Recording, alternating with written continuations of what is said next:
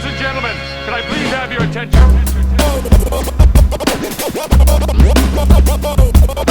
Stop what you're doing and listen. DOD45. This is the DOD45 Show, drawing over discussions 45 minutes with a special guest. Welcome. I'm your host and resident artist, Tai of ArtByTai, and with my co-host, Adrian Taiwali'i, we're having conversations with people who I admire and am inspired by.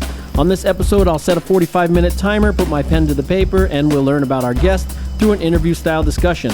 So stay right here with us to experience some laughs and maybe even learn a thing or two.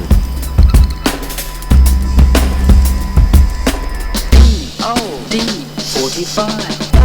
Hello, Earthlings. People of Earth, how are you? And hello, Adrian.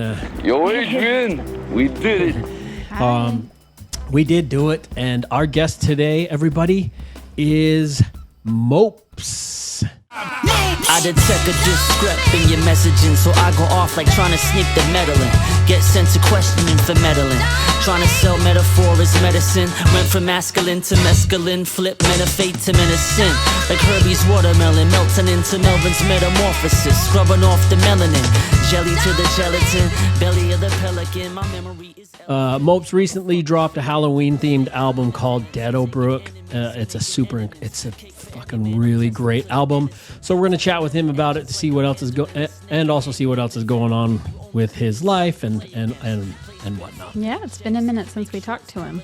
Almost 6 seasons ago. I think the last time we talked to him was episode 25. What is a season? Oh, I don't know. It's like been a minute. Mopes. I talked to him at Strange Family Fest. That's true, and he also I'll get to that later, but yeah, Mopes is a great dude. Before we chop it up with him, let me do some admin stuff and get my conversation skills warmed up. Do a little banter with Adrian. How's that? Does that work for everybody out there? Does that work for you, Adrian? Yeah. Join the live chats, people. They're a lot of fun. We can engage with you. If you're on your phone right now, just flip it over to live chat. Oh, there you go. If it's going, if it's premiering. Yeah. And we're there. It's not the comments, it's a live chat. That's right. And also, welcome to the DOD45, where you get to watch me draw while we have a discussion with our special guest. I'm going to do a real quick sponsor call out. It's just to promote our show. So we're going to take on some sponsors, I guess. And what I mean by that is just to pay for like social media boosts and YouTube advertising stuff. That stuff's real cheap. All I'm getting at is that whatever funds it is, whether it's $5 or $20, I just put it right into promoting the show to more people, because the idea of this show is to promote independent music. We have great viewership already, but I'd like to get it to more people. That's all. It's a way for people to, if they like want to give a shout out. Remember in TV? Well, I don't want to get fucking caught up in this. I was just saying, we'll take on little sponsorships. We'll give you shout outs, stuff like that. Oh, you're requesting people. I thought you were saying that you had some already. No, so I'm just letting people know if you have a product or if you want to give a shout out to somebody, if you want to be mentioned in the show. A monetary sponsorship. I guess what I was trying to get at is if you have a product or art, or you got an album, or your production company has new stuff coming out, because I'm getting hit up from a lot of people of like, hey, share our new song, share our new album, stuff like that. I'm only going to share stuff that I've come across on my own on the show as far as content wise, but as far as a sponsorship wise, if it's in line with our show, I have no problem going like, hey, for this little amount. Well, so anyway, okay, we don't need sponsors to continue, but I do think it'd be beneficial for our movement. That's all I'm saying. Getting independent music into the ears of masses. So like I said, if you have a product, art, album, or anything like that you think aligns with our show and you want to get involved, you can email me at tai@artbytai.com or tai@DOD45.com. I can provide you with like a price sheet. I'll come up with something. And we can do weeklies, monthly, or annual rates. That simple. And that only came up because DJ Criminal hit me up recently because we have new stickers out, these DOD45 stickers. Right now we only have one set of stickers. They're Mr. Dibbs from Mr. Dibbs and Brett Fullerton's episode. And he was like, whoa, can we do DJ Criminal stickers? Stickers aren't that much, but it is cheaper to order a whole bunch at once. And we are going to do some more stickers, but these stickers that we have right now are going in the merch bags for Dibbs' upcoming tour with Sage Francis and Atmosphere. So that's why I had those printed immediately. By the way, you should probably get tickets to that show if they're coming anywhere near your area. Yes, absolutely. It's called the Really, Really, Really Fun Tour. No, I think. it's called Imagine the Fun. Imagine the Fun. Oh. Yeah. Like imagine the fun they're having. All right. So, just still go back on that. Even if you just wanted a name mention or a shout out or a dedication to somebody or some kind of announcement for the cost of a large pizza or a plate of tacos from friends of ours at Terra Tacos in St. Louis, you could get in on the show. Hey, everybody, thanks for joining us. Our guest I mentioned tonight is Mopes. Last night or 2 nights ago, but I guess it was last night when we were taking down our booth at the art festival, there was a guy that was sitting in a wheelchair. He was like a veteran. Oh, yeah. He was sitting behind the booth the whole night.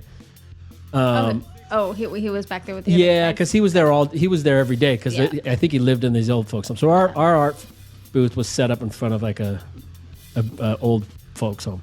Anyway, after takedown, perfect spot. I know takedown is really, really grueling. It can be because we have a lot of gear and we're trying to get out real quick and all that. So we got taken down, and this guy was in an automatic wheelchair. Well, we got all taken down. Took us 52 minutes? And that's really fast for us. So we got all of our stuff down, and we're loading it into the trailer. And that guy came over. Did you hear what I said? In the wheelchair, yeah. And we have a ramp that goes up into our trailer. And what did you say to him? You thinking about getting up in this thing? Or something like that. She said that to the guy. He had like some flags in his car. He was like an old veteran. Anyway, did you hear what he said? No, I wasn't. Did you hear why he even came over? He literally rolled over to me. That's why he came over there. He came over to say, because he thought we were leaving. He said, this is what he said to me verbatim. I ain't never seen a person work as hard as you. Wow, I guess he didn't look. He couldn't see me then. I'm just kidding. No, that's cool. That's I thought true. it was. You I thought it was. Hard. I thought it was pretty awesome. I told him. I said, "Sir, you have no idea how much that means to me because I take pride in working hard." Yes. But yeah, he rolled over in his what do you call those things? Scooter thing, just to say that. Yeah. I don't know. I thought it was kind of. Yeah, he was a really nice. I was wondering what you guys were saying. I went. Somebody was trying to pull into our spot or something, and I had something there, so I was trying to get it out of there. But I was wondering what you guys were talking about. Yeah, he came over to say how much and I saw him back there watching us. I thought he was like thinking something else. Oh. I mean, when we were taken down, I could see him over there. He was just like watching us, but I thought, I wonder if that dude's like just pissed off that we're set up in front of his location. But he wasn't. He was just sitting there admiring our work ethic. Cool. So. Well, that's nice. He seemed nice. Yeah. I wasn't a big fan of his hat, but... Oh, I didn't even read his hat. It was a giant Trump. Oh. Well. But he was nice. Yeah, he was a nice guy. So, all right, we gotta move on. We are shortening up these things, but I do want to say, people, if you're in Tucson, Arizona, or you're anywhere near Tucson, Arizona, you're going anywhere close to that area, stop into Brickbox Brewery in Tucson, Arizona. That's owned by our runt of Jivin' Scientists, and it's a really cool establishment, and it's a new business. It's an old brewery. It was called Thunder Canyon Brewery, and it's been around for like 30 years, but Runt just bought it earlier this year, right? Yep. And so it's basically a new business off of an older one. Adrian and I know what it's like running a new business. Like, it can be tough at the beginning, mm-hmm. so... And it's also a venue. Did you say that? Yeah. Well, no, it is a venue. You can get a beer. You can get food. They have events. They have events there. They have great hot sauce. Speaking of events, their hot wing sauce. We're going to be doing a live, our Christmas episode from there. Live episode of the Christmas episode in that spot. So, yeah, if you're anywhere near there, go into there and show some we'll be love. having something to give out. I don't know exactly what yet, but you'll get a little something from us. Yeah, we don't have a whole lot of details on that yet, but we just want to mention Brickbox Brewery. So make your plans for December 11th. That's right. And also, did you know? Oh, you know what? I'm gonna save this. I have this other thing. I'm gonna save this thing. Well, all right. Let's go into the intro for our guest because he's gonna be here pretty soon. Like really soon, right? Mm-hmm. All right. Our guest today, people, is Mopes, formerly known as Prolyphic. Keep in mind, so I've been saying this recently. There's always a chance that I'm gonna mispronounce things or get things wrong in my intro of our guest, but you're just gonna have to forgive me. I'm providing what information I think I know or what information I have. Mopes started making a name for himself back in 1999 when he was shopping his demo tape around at the Scribble Jam in Cincinnati. Oh, wow. I know, a long time ago. At that time, he caught the ear of Sage Francis and became friendly with Sage through that, and also through the Rhode Island hip hop circuit because they're both out of Rhode Island. That eventually led to Mopes signing on Sage Francis's label, Strange Famous Records. It's credited as him being the second artist next to B. Dolan being signed to Strange Famous Records, but I heard that Mopes was the first. I'm not sure. This was back when he was known as Prolyphic. As Prolyphic, he released several albums, including The Ugly Truth in 2008, which he released with Reanimator. I stand in the position in the band and in the vision, start dancing for the critics with the camera as my witness. Watch close, cause in a minute pop goes. My heart explodes into 1,000 downloads. So make me a star, it's all part of the show. A geek on display for the freaks at the carnival. You wanna know if I got soul? Well, I reshape the chopping block and break out of this mold. Juggle a job in school. And then the album Working Man, which was released in 2013 in collaboration with our man Buddy Peace.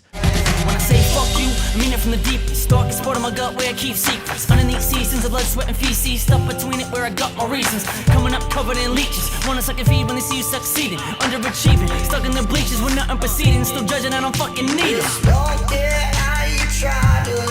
Don't care about fame. Wanna smear my name. You swear in vain cause your career ain't. And then in 2016, he released his album under the moniker Prolyphic, which was called Dangerfield, DNGRFLD. It's easy to demonize black poster villains in Chicago killing each other over old traditions, but when it hits close to home and affects their own children, their approach is different.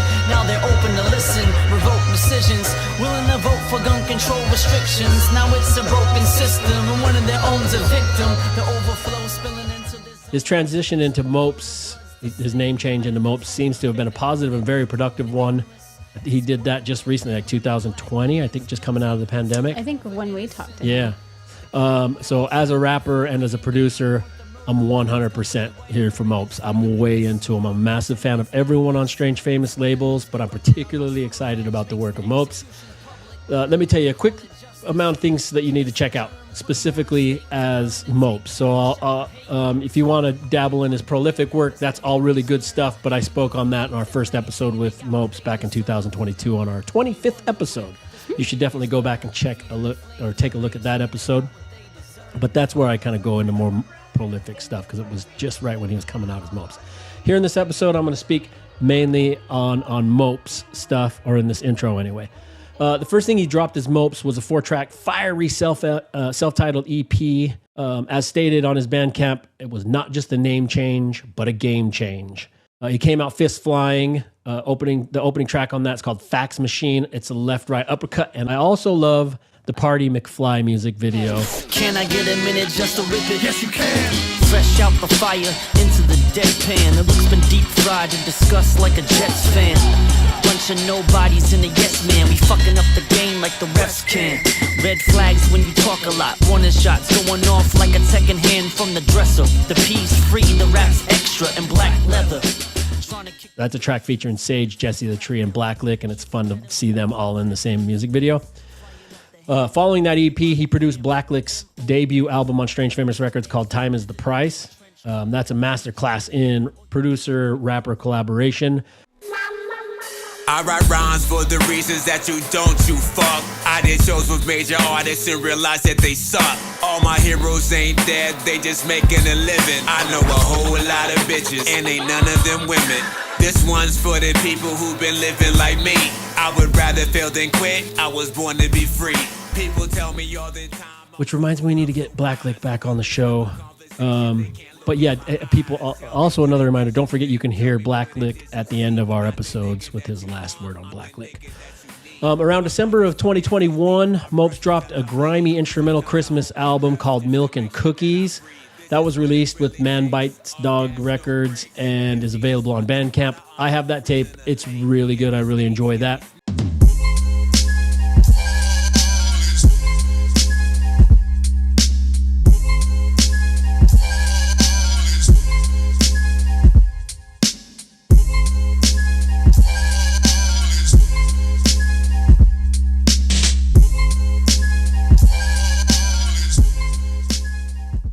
His first official LP is Mopes, dropped in 2022, called Unwound. It's a lovely album. His bars in the opening track, Life's a Short-Term Memory, set you up for a super pleasurable listen. I probably call my mom before I call the cops. Piece the alias, piece the cut rock. What the blood clot, what the subplot. Repeating history to the trigger squeeze like a buckshot. Me and my son at the bus stop. Ain't nothing changed except the drug spot. Down the block is now some spot where the up shop. This is my Sinatra mugshot while you run the clock and fade away like a cold. The lyrics and the production on that album are like I mean, by this time, Mopes is a veteran, I guess you would say. Fuck, I don't know. From the starting verse of that album, which is on a song called Short-Term Memory, all the way through to his final bars in the last track of the album called A Parting Gift, very apropos. That album, through and through, terrific. He then dropped another album with Blacklick in 2023 called Choice is a Chance. I remember every minute, I relive it when we didn't have it, cause I lived it. I quit crying after I had read The Giver. The last time I cried, I remember I was in the bed with my mom, my head was on her chest. Heartbeat scared me to death, and how I be alone. We were always on our own, I ain't shed a tear since. Pops got locked, I ain't flinched. Life is a dream, he got pinched. Blacklick and Mopes make really terrific music together, and I hope they're continuing to make some more. Last year, Mopes dropped an album with rapper Trademark called Ham and Eggers. It's a real cool album with some real nice features, including 7L and Esoteric and Vinny Paz on the track Bagwork. Hard work pays, don't wait for the lucky. Coming up with lines when I change my daughter's Huggies. Talk to me in 20 when you got no money, no career. Heart of a gummy bear with a GoFundMe. Teddy Ruck, stuff and lack guts.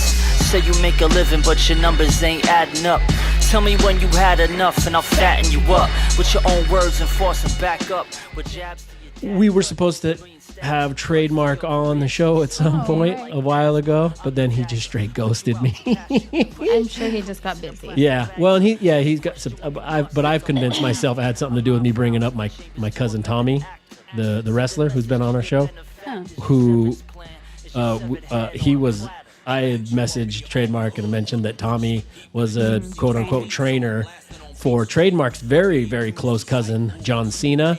And so I've kind of just imagined that he was like, oh, he just wants to talk to me about something. Cena. I don't know, but I totally just made that up in my head. It's not likely what happened. That's the only reason we talked to Dibbs. What? To get to his close cousin. Who is his close cousin? Oh, I'm that's just right. joking. No, yeah, that's right. I'm totally joking. Anyway, we were fortunate enough to see Mopes. Do you remember who his cousin? Yeah, from the Sex and the City. Yeah, Sarah Jessica Parker, yeah. We were fortunate enough to see Mopes perform live at Strange Famous Fest in Denver in 2023 and got to hang out with him at the B&B there in Denver. We also got to chat it up with him and Jesse, the tree, in the intro of last year's Strange Famous Christmas episode. Glad to be here. So nice to see you guys. I whitened my teeth for this. Did you say you whitened your teeth for this? Yep. Colgate Snow White Fresh. Al dente. I wasn't planning on doing that. What about Colgate you use, Al? Are there a Snow White Fresh? Yeah. Go back and watch that opening conversation. It's funny. Mopes is a delightful cat, and he makes me smile. I hope he'll be able to join us for this year's Christmas episode. All right, here's some Mopes features you should add to your playlist. Why? Because he's got wicked bars, and his accent is primed for the kind of hip-hop that I like. First, Do Not Enter by Dubboat. That's featuring Mopes. I love the beat. I love Mopes' bars on that. Trips down memory lane are never the same as you remember. Every face, every name on the embers. just a haze till it renders. Projections on an empty page, do not enter. Driving through the blocks like flipping through your childhood. Not everything is picturesque, this is a test. Ain't nobody live here. Then A Little on Us from C's Mike's recent and terrific album called With SFR. We all get a little on us. We kept out of sight, floods and levees breached. I walked the sights in white gloves, collecting memories. Wipe my last rights in mud where you can bury me. I swipe right and light the match to my effigy. It's me versus everything. George Brett machete swing.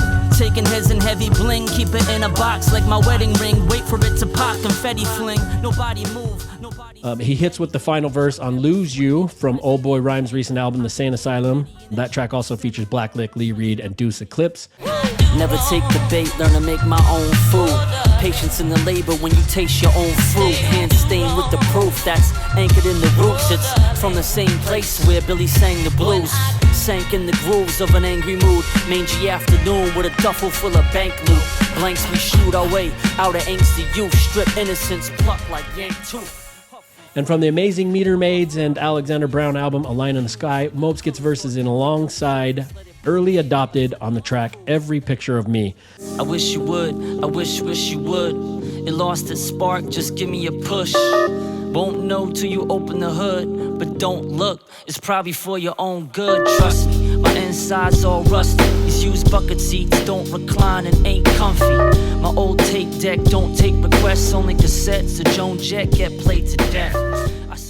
And probably one of my most favorite songs of all time, Load Up, from Jivin' Scientist's album Cicada, their 2023 album. Mopes has some bars on there, and he comes so hard. That beat's so hard, too. Never paid to play, never played favorites. Matter of fact, I hate your fucking favorites. Slap what you think taste is out your mouth and leave a space as big as the gap on Angela Davis. You just want a place to sit on a famous dick, homie, take a slip. There's a waiting list full of plagiarists who want to be replacements. Stop with the favors. Giving them that Larry David squint, the way they spit, lazy like... And then Live from the Garden and 3-Piece from Jesse the Tree's album, Pigeon Man. Those are classic Mopes bars. Let my tape rock till it pop and see it'll eat your box. Cause I'm nasty like Nas with the acne and crack in his teeth. Me, I'm not flashy, I'm a lot Larry with the sneaks and them $20 khakis. Holla at me, follow or at me, take a shot at me. Like paparazzi remix with Foxy. Got more heart than Gaddy, no Gotti. From the city, you pass it, you Fonzie with no... And I posted about it today, which is not today when you're watching this episode, but his feature on When the Pot Boils from Alexander Brown's album Glow Kid, that's just perfectly nice for me. Cold-blooded, that winter give you ice veins. Open up, it's coming from the pipe drains. Overflow, flooded from the plight rains. The hard way, put your savings in the dice game. No bias when choice can make your life change. Bright lights in sight, ignite flight to flame. Watch it grow like fangs, yo. All right, that's a lot of music to smash in your face. What can I say? I am a Mopes fan. But we're here to talk about his newest album, Deadowbrook. And that's a perfect album, straight up. Just moved in, I got suspicions. There's something in the air, man, it's different. The rest of the block don't want to listen. I saw him in the backyard digging. Staring through my rear window, taking notes to my theories to share and compare info.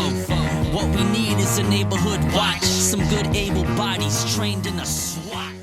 At the time of this recording, which is Election Day, which is trippy to think. I know. It's trippy to think right now we don't know who won the election, but when we're watching this episode premiere on November 20th, our future selves will hopefully know who's won and also hopefully have the bright future to look ahead to. And we're either free of the madness or neck deep in chaos. Who knows? But it is weird to think that our future selves know the results. I've been avoiding the TV, but moving on because he is here. Oh, yeah, okay. Anyway, as I was saying, at the time of this recording, the Deadowbrook album has been out for about a week and a half, and I've listened to it front to back probably 15 times. Let me read this real quick so I don't miss anything regarding Deadowbrook, then we'll get right to Mopes. This is posted in the Bandcamp page for the album, and it's currently the only place you can get it.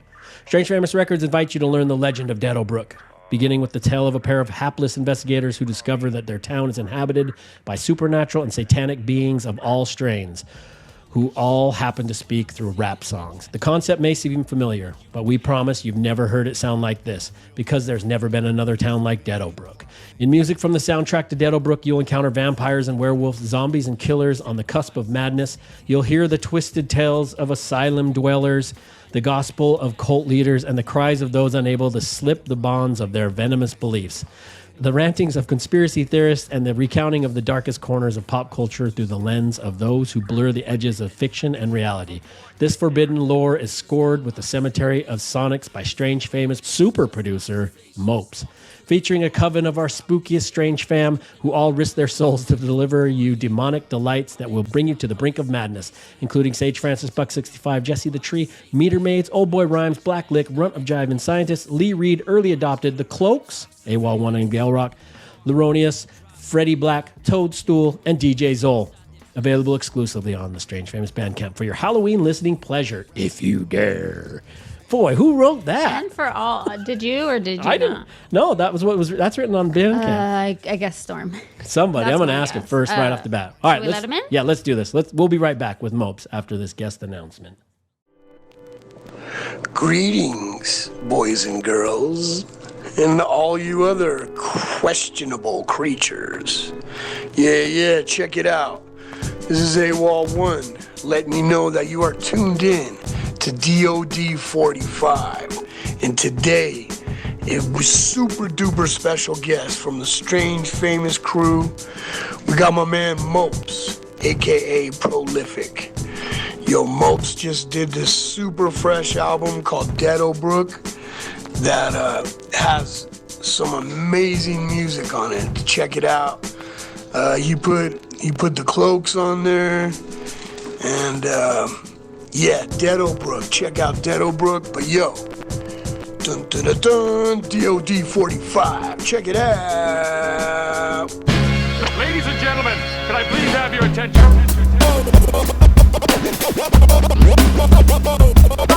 Stop what you're doing and listen. DOD45. Hey yo. Sorry to keep you waiting. It's okay. You said no earbuds, right? You can wear them if you want. Okay. I mean, how does this sound? Does this sound good? Yeah. Okay. But listen, you can wear them. I don't want to throw anybody under the bus, but since it's your episode, it kind of works. But I only started saying that because when we had Blacklick's episode, one of his dreads kept hitting his earpod mic. It's just every time he talked, his dread was hitting the earpod mic. Blacklick's dreads are like have a mind of their own. You can't. They operate separately from Blacklick. But yeah, if you want to put them in, man, it's really no bother. I'm good. As long as the audio's good, I'm good. Yeah. Yeah, you sound good. Okay. Thanks for joining us. Yeah, sometimes when you have such great music, it takes longer for the intros, so you have to wait a little longer. Come on now. Let me ask you this real quick, and then we'll get going. Who wrote the write-up for the Deadowbrook? That's a good little write-up. Storm. Dude, I remember when I was like, hey, I have a lot of these like horror, like 70s horror, disco-y, funky kind of beats. I was like, what if we did like a soundtrack? And as soon as I said that, he just was like, yeah, he had a vision. Wow, that's awesome. Yeah. That's what I was reading before we got you in. Yeah, he's man. When he's in. It's hilarious. Yeah, he can be so quiet, and then all of a sudden he's just like is shot out of a cannon. Yeah, and I'm like, where did this come from? It's like, especially it's his silence lane. Again. Like he loves like 80s hair metal, like baseball. Like the worst horror movies and like Chevy Chase movies, like Fletch. He's a huge. Oh, Storm is Chevy Chase. Yeah, he's just like, you're like, what the fuck? And he's got like, I think like Granddaddy IU is like one of his favorite rappers. Like, so he just got like these very peculiar things that he likes. But like, if somebody else connects with him, he's just like, it's like Hammond Eggers. Like he's big into wrestling. Yeah. And he had like, oh my God, like he was just like, he was all ready to go. And yeah. That's awesome. It's awesome. Wow. Yeah. Oh, yeah. Well, thank you. Welcome to the DOD45 show. And thank you so much for joining us again. Yeah. It's a genuine pleasure to have you here. Before we start, can you see all the screens and including the drawing screen? Okay, perfect. All right. Let's get into it. The unicorn elephant. Yeah. He said, do you think this is too much for a little kid? Oh, no way. And I was like, no. Actually, we still like, we go through your book. Oh. cool. Beyond the Sea. Yep. Yeah, I appreciate How old are they again? My son's 10 and my daughter's going to be 7. Oh, cool. Perfect ages. Yeah. Fantastic ages. It's like everybody's curious. Everybody uses the bathroom. Everybody says how they're feeling. And they still like you. And they still, I'm still kind of like a cool dad. Yeah. So. That's awesome. My daughter, though, man, she's a tough cookie. That's what daughters do. Oh, man. Some are and some aren't. Yeah. So, yeah. All right. So for the next 45 minutes, I'm going to draw you a picture while we chop it up. And I'm going to be drawing a picture for your kids this go around. It's a combination of things that they both like. Yeah. So it's going to be a elephant unicorn with an anime cat, a blue whale, and a diplodocus. Diplodocus. Oh, Diplodocus. When I was growing up, there was only just the one. I know. Brontosaurus. I know.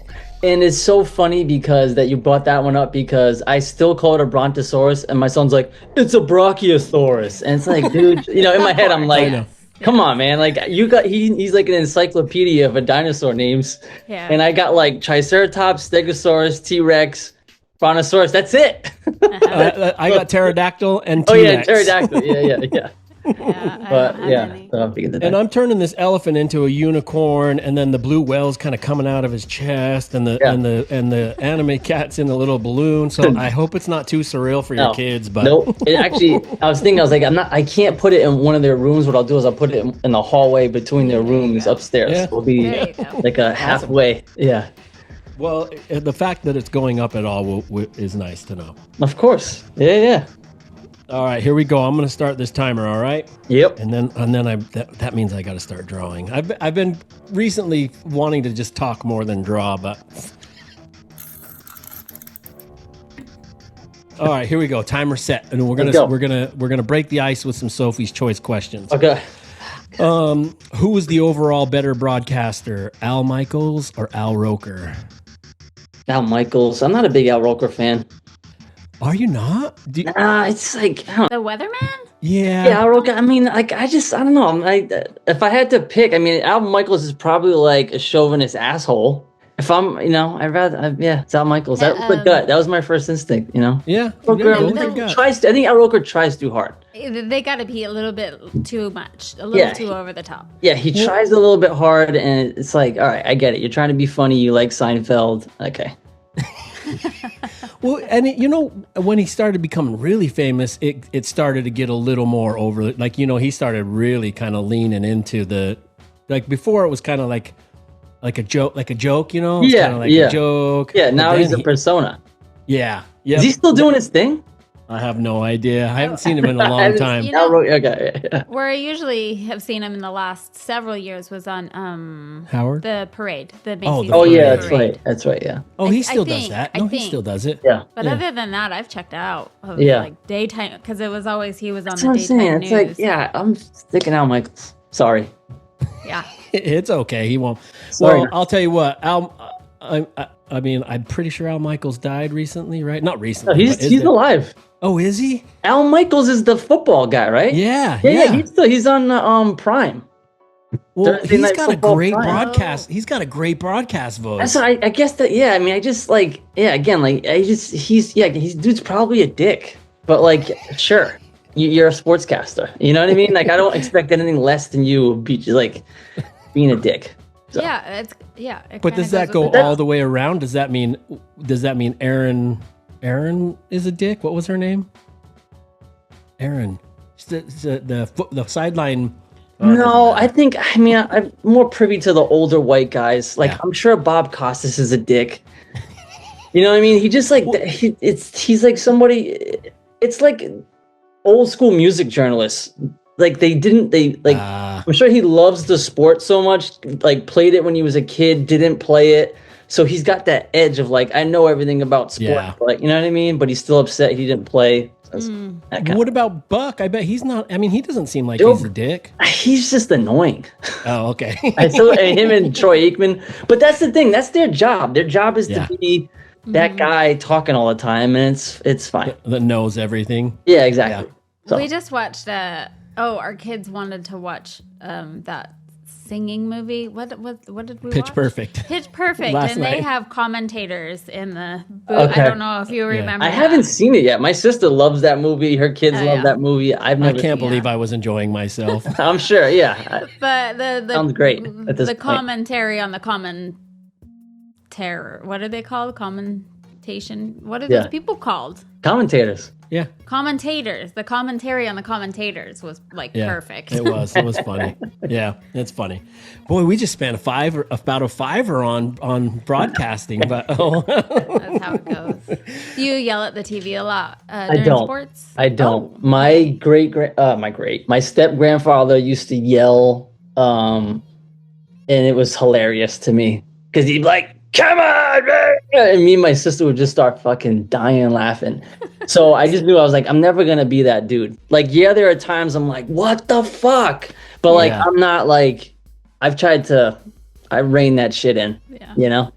Well, it is a funny behavior. It's not like anyone can hear you in there. Yeah, and like, I like sports, but I don't like it that much. You know what I mean? Okay. Like, yeah. I have my teams that I'm like, hey, I hope they win, but like, it's not me. You know? Yeah, I think we did. Yeah, we discussed that the last time we spoke with you about the teams. Yeah. All right, here one more Sophie's choice. Let's pretend you're a network executive, okay? Okay. Wow. Yeah, and you're tasked with reviving the Three Stooges. The catch is you have to replace Mo, but you're only given these two surreal choices, and I want to know which you pick. Okay, so I have to replace Mo, but I'm given the other two. Yeah, you only get you're given the other two, so it'll be Larry, Curly, and Moses, or Larry, Curly, and Moesha. Oh man, I think there's more to do. I think you can do more with Moesha. I agree. You know, like, I don't give a shit about Moses. Like, you know what I mean? Like, he's gonna be like the guy who wants to follow all the rules, I guess. But like, I don't know. You know? I love it. But it's gonna die. Like, there's only so much you can do with Moses. Mm-hmm. Yeah. But I feel like Moesha, like, and also like it breaks because they've already done the 3 white guys. Yep. So let's put a female in there. Let's put a black female in there. Like, I don't remember the show Moesha, like if it was funny or not, but like I could see Brandy pulling off some comedy. You know? Yeah. So I agree. I don't even know if I ever watched it, but that was like a show that was on all the time. It seems. That's correct. That's correct. That's a good answer. I agree. And you can only run the parting of the seas gag so many times before. Yeah, and like the whole slapstick, like I could see it being a thing where like they don't hit her, or she has to wrangle them. Yeah, you know what I mean. Yeah, like like it changes the dynamic up. Like I like that vibe more than just doing the same old thing of like, hey, here's like the. Yeah. Mm-hmm. So. Oh, I love it. Go. That's why I love you as a guest. I really do. I love when guests know, like, obviously that question fucking means nothing to the world. I'm totally on board for it. You know what I mean? Let's go. I'm ready. All right, now we can actually start with some questions. But I build an arc for the episode. Where do most of your childhood memories take place? So, in other words, where did you grow up, or? In Rhode Island, Cranston, Rhode Island. Actually, Cranston and Providence, because both my grandparents lived in Providence. So Cranston and Providence was like the spots I was usually in. And what was the youth of Mopes? I mean, it was good. I mean, you know, oh God, how much time do we have? Jesus. It can be your therapy session. Yeah, I mean, I did 6 years therapy. I took a break from therapy this summer, and overall, it was good. But like, my parents had me and my sister when they were young. Both of my parents, you know, they didn't go to college. They were kind of lovebirds, and they had 2 kids, and they did the best that they could with the knowledge they had. A lot of the folks in New England, like me, Sage, Jesse, Storm, I think we all have like a connection with each other because we grew up a certain way. Mm-hmm. Because Rhode Island's kind of small, but it has its urban parts, and there's still a lot of people. It's just like a state that's like a small town, and it's super quirky. And there's a lot of like ethnic white people, you know, like Portuguese, Italian, Irish. So, and we all, like, everybody kind of like hates each other, but like, you don't, like, it's like you don't trust the people in Rhode Island, but when you're outside of Rhode Island, you only trust people from Rhode Island. You know what I mean? That kind of shit. It's like this loyalty for just because we're from the same area, you know. So you each understand what you've been through. Yeah, exactly. So, but it was good. I mean, I had a lot of freedom as a kid, you know. Some say it might have been no, I don't know. It was good, you know.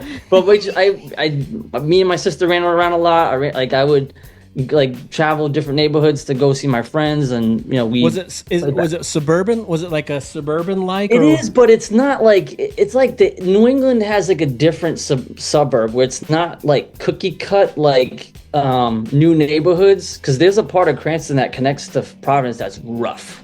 It's still rough. Like rough like economically. This is like nothing happening there. Like it's pretty run down. But yeah, I mean, we would hop on the bus. We'd go to Sam Goody to pick up tapes and shit. And I played basketball a lot. We played football, like football on the street. Did you go to summer school or anything? Was that? Were you a summer school kid? That we keep finding out that's kind of like a East Coast thing, like summer school. Well, I didn't go to. I'm sorry, not summer school, summer camp. Nah, nope. Yeah. I had friends that went to summer camp, but my parents was just like, nope. Yeah, we can't afford this. Yeah, I think it's maybe more of a New York. And my sister was older, so she's 5 years older. So like, once she was like 12, 13, she was watching me. In the summertime, and I was out with my friends and shit. Like I would just get on my bike and go, and So no summer. Boy, times have changed, haven't they? I know, you know. I mean, it's like so. What I'm saying, it was like I had a lot of freedom, which was good, and then I learned a lot by myself, you know, by myself and with my friends. There wasn't like guns or anything like that, but like when we would go to a different neighborhood to play basketball, you'd have to roll with some people, or you might get jumped. Yeah. You know, there were drugs sold at the basketball court I used to play at, which was like right next to my school. Like, so there was shit like that happened, but I never felt like the first time I was in like, you know, what's that, Bushwick, Brooklyn. Like that's different. That was that was like in the 90s. Like this is different from where I grow up. You know what I mean? Do you ever wish, or do you ever try to give your kids that same freedom? Oh man, you know, and it's like there's like this fine line of like freedom and like being a hard ass with them, and like with discipline, as far as like discipline meaning like structure and all that stuff.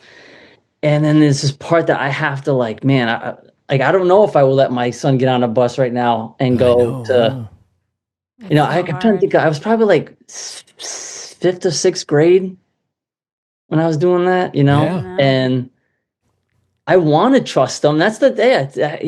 There are parts of me that I'm gonna I am gonna give them that freedom, and I want them to have some of that freedom. And there's some of it where I'm like give them a little bit more guidance. Like, you know. Yeah, and it's not even really the trust of your kids that's the thing. It's the trust of like everything else that's out there. Yeah, and even but now it's probably easier for me to navigate. Like if I gave them a cell phone, I'm sure you could figure out how to get back better than I would back in the day. You know, where I just had like maybe 3/4 on me in case I needed to. God, no kidding. How did we get anywhere? Well, I mean, I remember just like the bus went, we just knew like the bus went, well, we rode our bike most of the time. Yeah. We were always on our bikes going spots. And then when we started, like we had to go further, like my parents wouldn't drive it. Like no one's parents drove us anywhere. Right. So when we were finally old enough to get on the bus, it was just like, okay, we know the bus goes straight down Cranston Street, so we'll catch it here. We know that Sam Goody's is like Oakland Ave becomes, Cranston Street becomes Oakland Avenue. Like we know what stop to get off at, you know. So we kind of figured it out. Where I want my kids to have that childhood where they have to figure things out. Like they have to be a little bit creative, and they gotta experience some different stuff. So I guess what I'm doing now is that I'm taking them. Like as like they're younger, like I'm taking them the spots with me of like things that I like to do, and I like to go, especially like in DC and in Maryland, to expose them to different things, and then hopefully it'll catch, you know. Well, and it's interesting to see what comes of that, because there's an added bonus to like kids, when they're older, they're going to be like, yeah, I had a relationship with my parents. Mm-hmm. Yeah. Like that can't be that. I don't think that that's necessarily a bad thing. I don't think. Yeah. No, So who knows what it'll be? I'm sure they'll have something to complain about it. Oh yeah, for sure. Like, I know I'm not perfect, and I know that, like, one of the things I learned in therapy is, like, you know, how when you have kids, like, your childhood starts rushing back to you in moments, right? And as you're raising your kids, and I mean, it's funny. Like, my mom and my dad and my sister, I think, have gotten closer now than probably since maybe when me and my sister were in, like, middle school. Mm-hmm. And we've talked about a lot of things and talked about, like, generational trauma and fear and all this stuff. So if that happens with my kids, where, like, you know, again, my parents, they did the best they could, and I don't have any complaints towards them. But it's breaking the chain, and it's, like, evolving, right? So, like, my parenting's evolving. Like, they had terrible childhoods. So they gave me and my sister a better childhood. And then, like, that's what I'm going to do with my kids. I'm going to give them a better childhood, right? And then it's like, just keep on progressing as the bloodline grows, right? So that's the hope. So yeah. That's the goal. Sorry, you probably have a question. I was just going to say that basically we were on that same trajectory. And then we showed them everything. We showed them how, and sometimes we did let them go on the train and stuff and figure it out on their own. It's so hard. And it is very difficult. Yeah. For us anyway, not for a lot of, for some parents, they're like, fuck it. No. Yeah. But, because you see that I think that's that innocence part, because you see, like, these kids are so, like, and you don't want to see them lose that part of it. Yeah. But we all have to go through it. And I remember, like, that was one of the things that I remember I thought about in, like, therapy, like, those times where you're like, fuck, that's where you get those scars, you know, and you develop that character, but that's necessary, you know? So.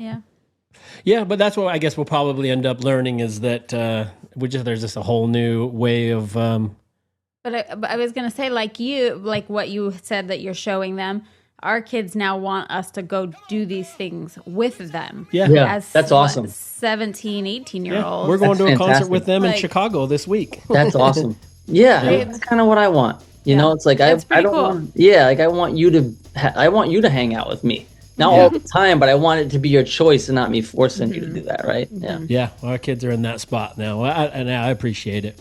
Yeah. With your name change from Prolyphic to Mopes, it's been only or maybe a couple of years. Yeah. But are we reaching the era where it doesn't have to be announced Mopes, formerly known as Prolyphic? That's up to Storm and Sage. You know what I mean? But then also, has it been long enough now that you respond naturally when someone calls you Mopes? Or is it still awkward? I just, when someone's like, yo, Mopes, I'm like, oh, God. It's just, I'm old. I'm a dad. Like, I'm just like, it's weird, because it still feels like a little bit childish to have a name that's, like, not my first name, and but I just don't give a shit.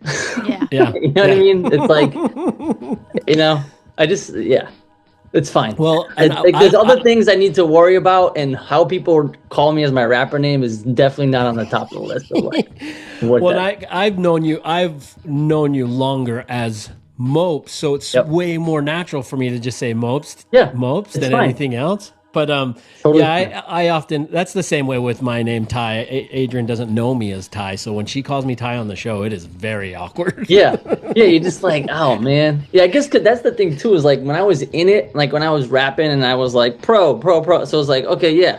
But now it's like, I'm Alfred at work, I come home, I'm dad, I'll make a beat, and then and then, like, someone will, like, hit me up on text, or I'll see someone like, yo, pro, and I'm just like, whoa, shit, right, I'm that guy too. Yeah, you're not like in spaces where you're around people where they're often going to be calling you by your rap name. Exactly. So I think that's why now it's just like, yeah, what's up? You know? So. Is there actually a movie or a short film in the works for Deadowbrook? Oh man, Ty, I would love it to be. but I just can't do it myself. You know, I know like someone. yeah, like it needs to be like a group effort. And I'm sure if I didn't like have responsibilities that I could invest a bunch of time in it, and I would love to do it, but I just so. Do you get vacation time? Oh, of course. Yeah, but I'm not gonna go do that. And go. Actually, my job is great. Like you get 5 weeks I get 5 weeks. Yeah, paid. Yeah, it's great. Wow. I got a good spot. But I'm just like, I can't, like the amount, but it's all the effort of like, you know how it is, like pre-production, production, post-production, and it's like, And writing, just writing alone. yeah, and I'm like, and I'm sure like me and Storm could come up with something and we get, but I just don't have the energy, you know? agree. So, I but understand. if somebody, if we want to do it as a collective, I'm totally down for it and I will do my role, you know? Well, are you familiar with Melanie Martinez? Melanie Martinez? No. She's a pop star. Okay. She has really incredible costumes, but she made a short. Well, I guess it's a full feature, isn't it, Adrian? It's pretty long. It's as long as her album was. And Yeah. it's fucking Oh my amazing. gosh. But here's the difference: she's a multi-million-dollar artist. But she wasn't. I know she wasn't, but this production was. I mean, by the time she did this movie, she was. I guess what I'm getting at But is you didn't shoot it direct. She didn't write it, direct it, film it, and edit it. I think she did. I don't know that she Wait, you trying to put me on the edited spot? No, I think she wrote and directed it. We actually, so we brought this up to each other the other night, and I was just saying that Deadowbrook needs the film to go with the soundtrack. And I said, Melanie Martinez did it. You could totally just write it out in. I mean, we could totally. Me and Storm have talked about doing a short film. We would film it in Sage's old house. Like we already have the location. We you know how to do it. We need the manpower and someone who's willing to like. So I would 100% shoot it.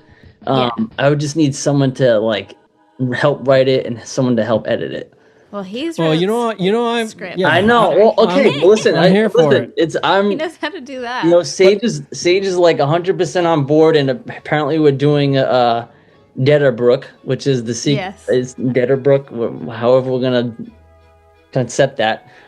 So we can, I'll bring it up. Cool. Listen, I'm here for it. If you need me, I'll offer my services and the things that I have because I love the concept. But I am also understanding of like you have a career now. Like you're not pardon the term, for lack of a better term, young Mopes or young Prolyphic now, like trying to become a famous rapper. So you got to put all your chips in for the rapper guy. So it's almost now where it is almost, I mean, it's good for the product, the Mopes product or Strange Famous product, but it is something that's like you realize like, well, the time I'll be putting into it, who knows what we get back for other than the enjoyment of doing it. If other people are willing to commit to it, I'm down because that shit is usually fun. Yeah. You know, where it's going to be probably a hot mess at some point and it's all good. And I know Storm would write it, but Storm has he has it in his, he has the whole concept in his head. And if I would just have to wait for him to write the whole, because he wouldn't participate if it wasn't something that he wrote. Right. Yeah. He just like, it's fine, but I'm not going to partake in it. But he's a great writer, so that's what I'm saying. We'll see. All right. Yeah, I can edit it, no problem. I can have it fucking banged out in a heartbeat. Okay. But also, if you already know somebody else, don't. No. But listen, at this point, it's me and Storm. Well, I can help you with craft services. Okay, let's go. Adrian's ran craft services on 2 feature-length productions, so she. And it's not my favorite, but for you, I would do it. Okay. All right. Yeah, I'll take some time off to make it work. I mean, we could if we did a short film, we could do it in a weekend. Yeah, exactly. Well, so we could film it. We could film it in a week. Right. Yep. And you shoot for a living. That's what you do. Yeah, I'm a cinematographer. I do mostly doc style. Like I'll do documentaries kind of style, but you know I how mean, to operate gear. Yeah, I mean, I got gear. I know how to operate gear, so it's like. Are you good at lighting? Or is I do my own lighting. I'm very particular about the lighting. Yeah, and doc lighting is very specific and does have to be very good. So yeah, if you already know how to do that, Yeah, I mean, again, and Sage's house is creepy as shit. The old house is creepy as shit. So it's like it's so great. Yeah, we'd have. I want to see it happen so bad. Yeah, I mean, and then he lives on that like dirt road. The whole scene is perfect. Oh. Yeah, it's just it's the perfect place for it. So Wow. Okay, Storm. okay. I mean, listen, yeah, if there you guys got the energy, I'll mention the Storm, and we can start. There it is. Yeah. I have the energy for all of it. That's why we're drinking coffee at 6 p.m. Because listen, my whole thing for ever since I'm a kid, always been like, listen, I'll sleep when I'm dead. Yeah, no, I feel that. Honestly, I was having a conversation with somebody about like, they were just like, why do you want to keep putting out like so much music? And all? I'm just like, I heard Jazzy Jeff say something similar to that of when I'm dead, I want to be like creatively empty. Like I don't want to hold on to these things and then like on my deathbed be like, oh, I should have just put this shit out.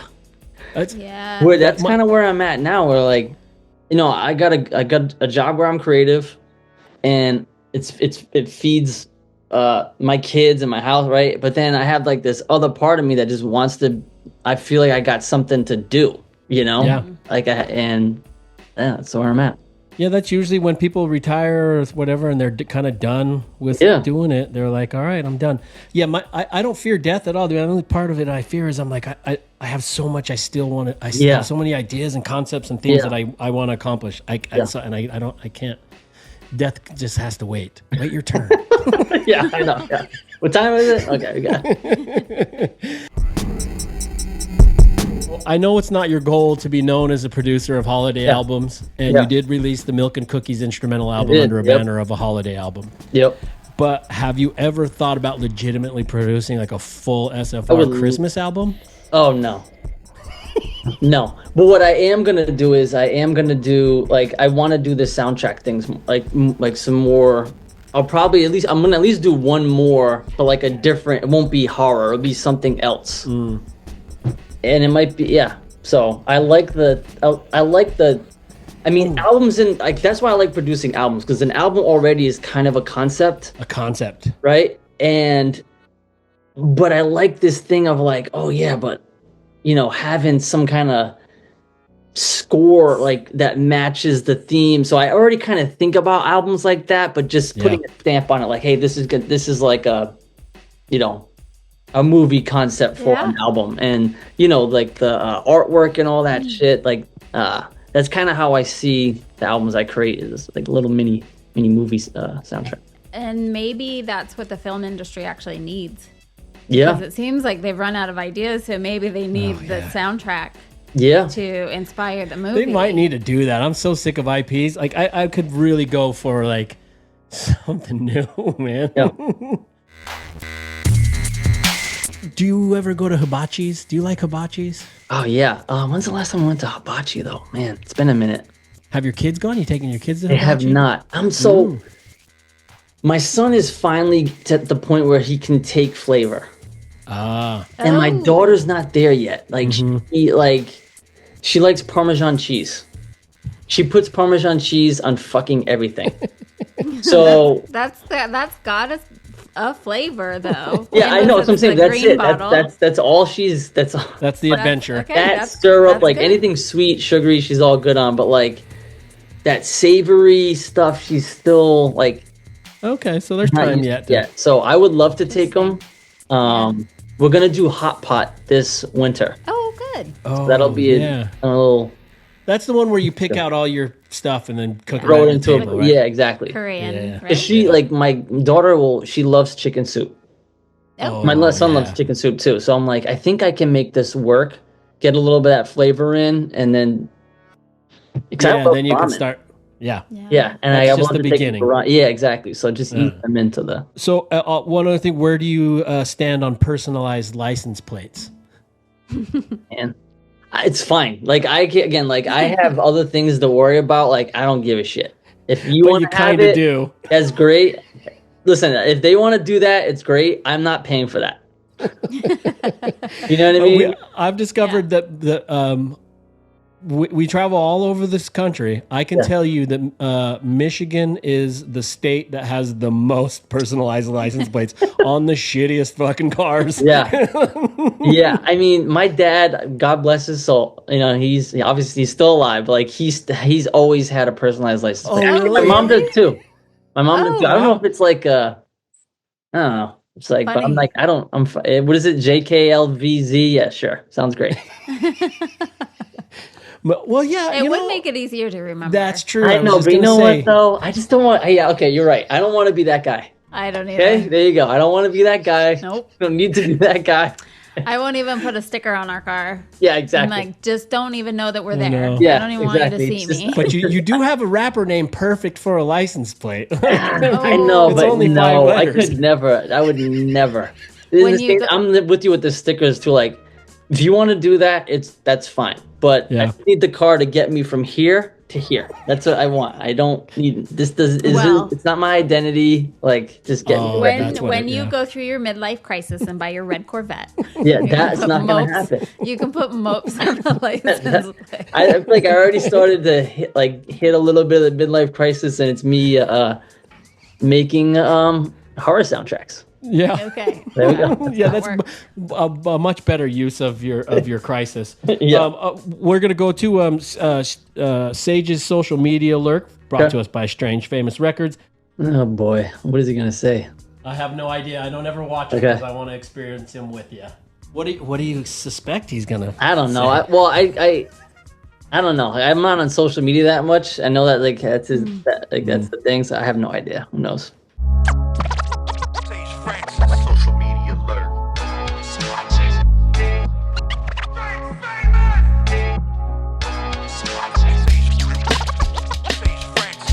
Social media alert.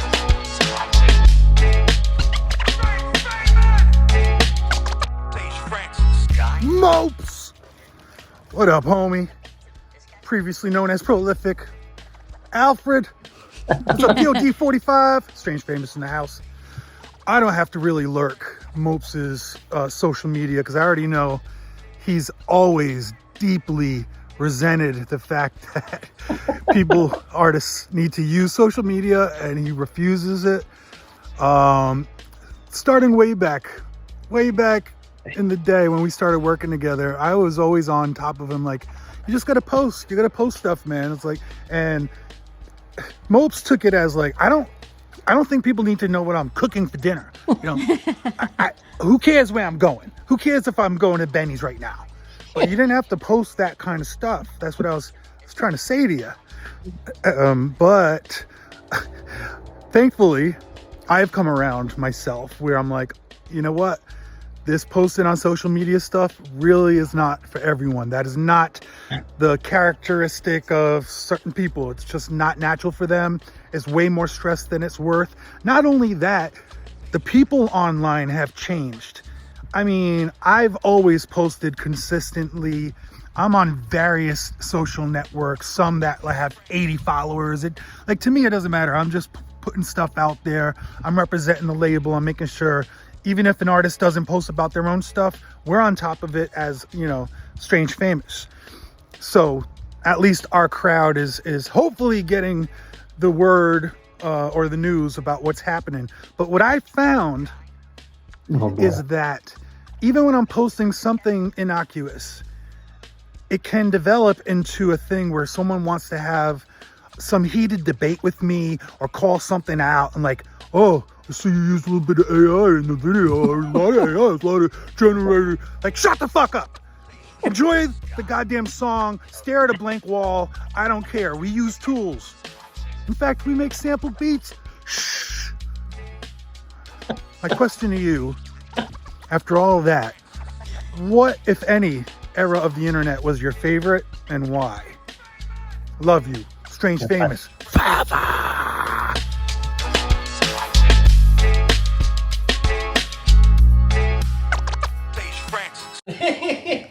None of it.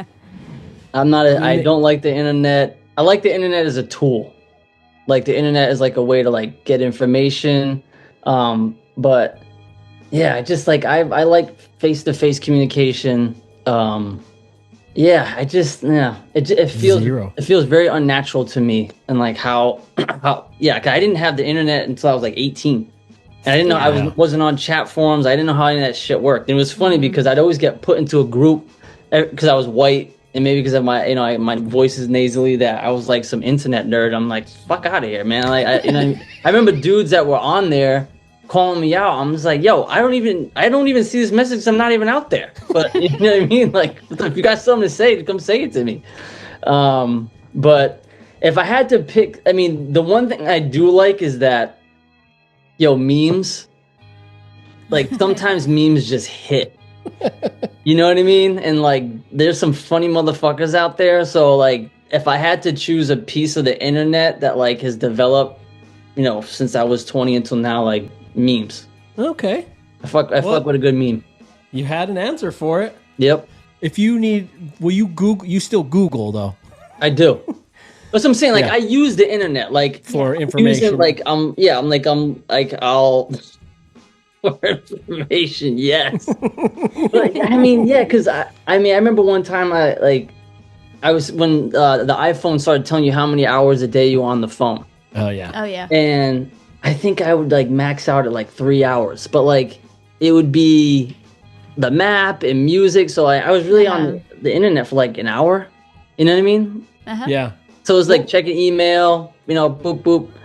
And some people are like, holy shit. They're like, that's so fucking low. I was like, I got like 12, 14. I'm like, God damn.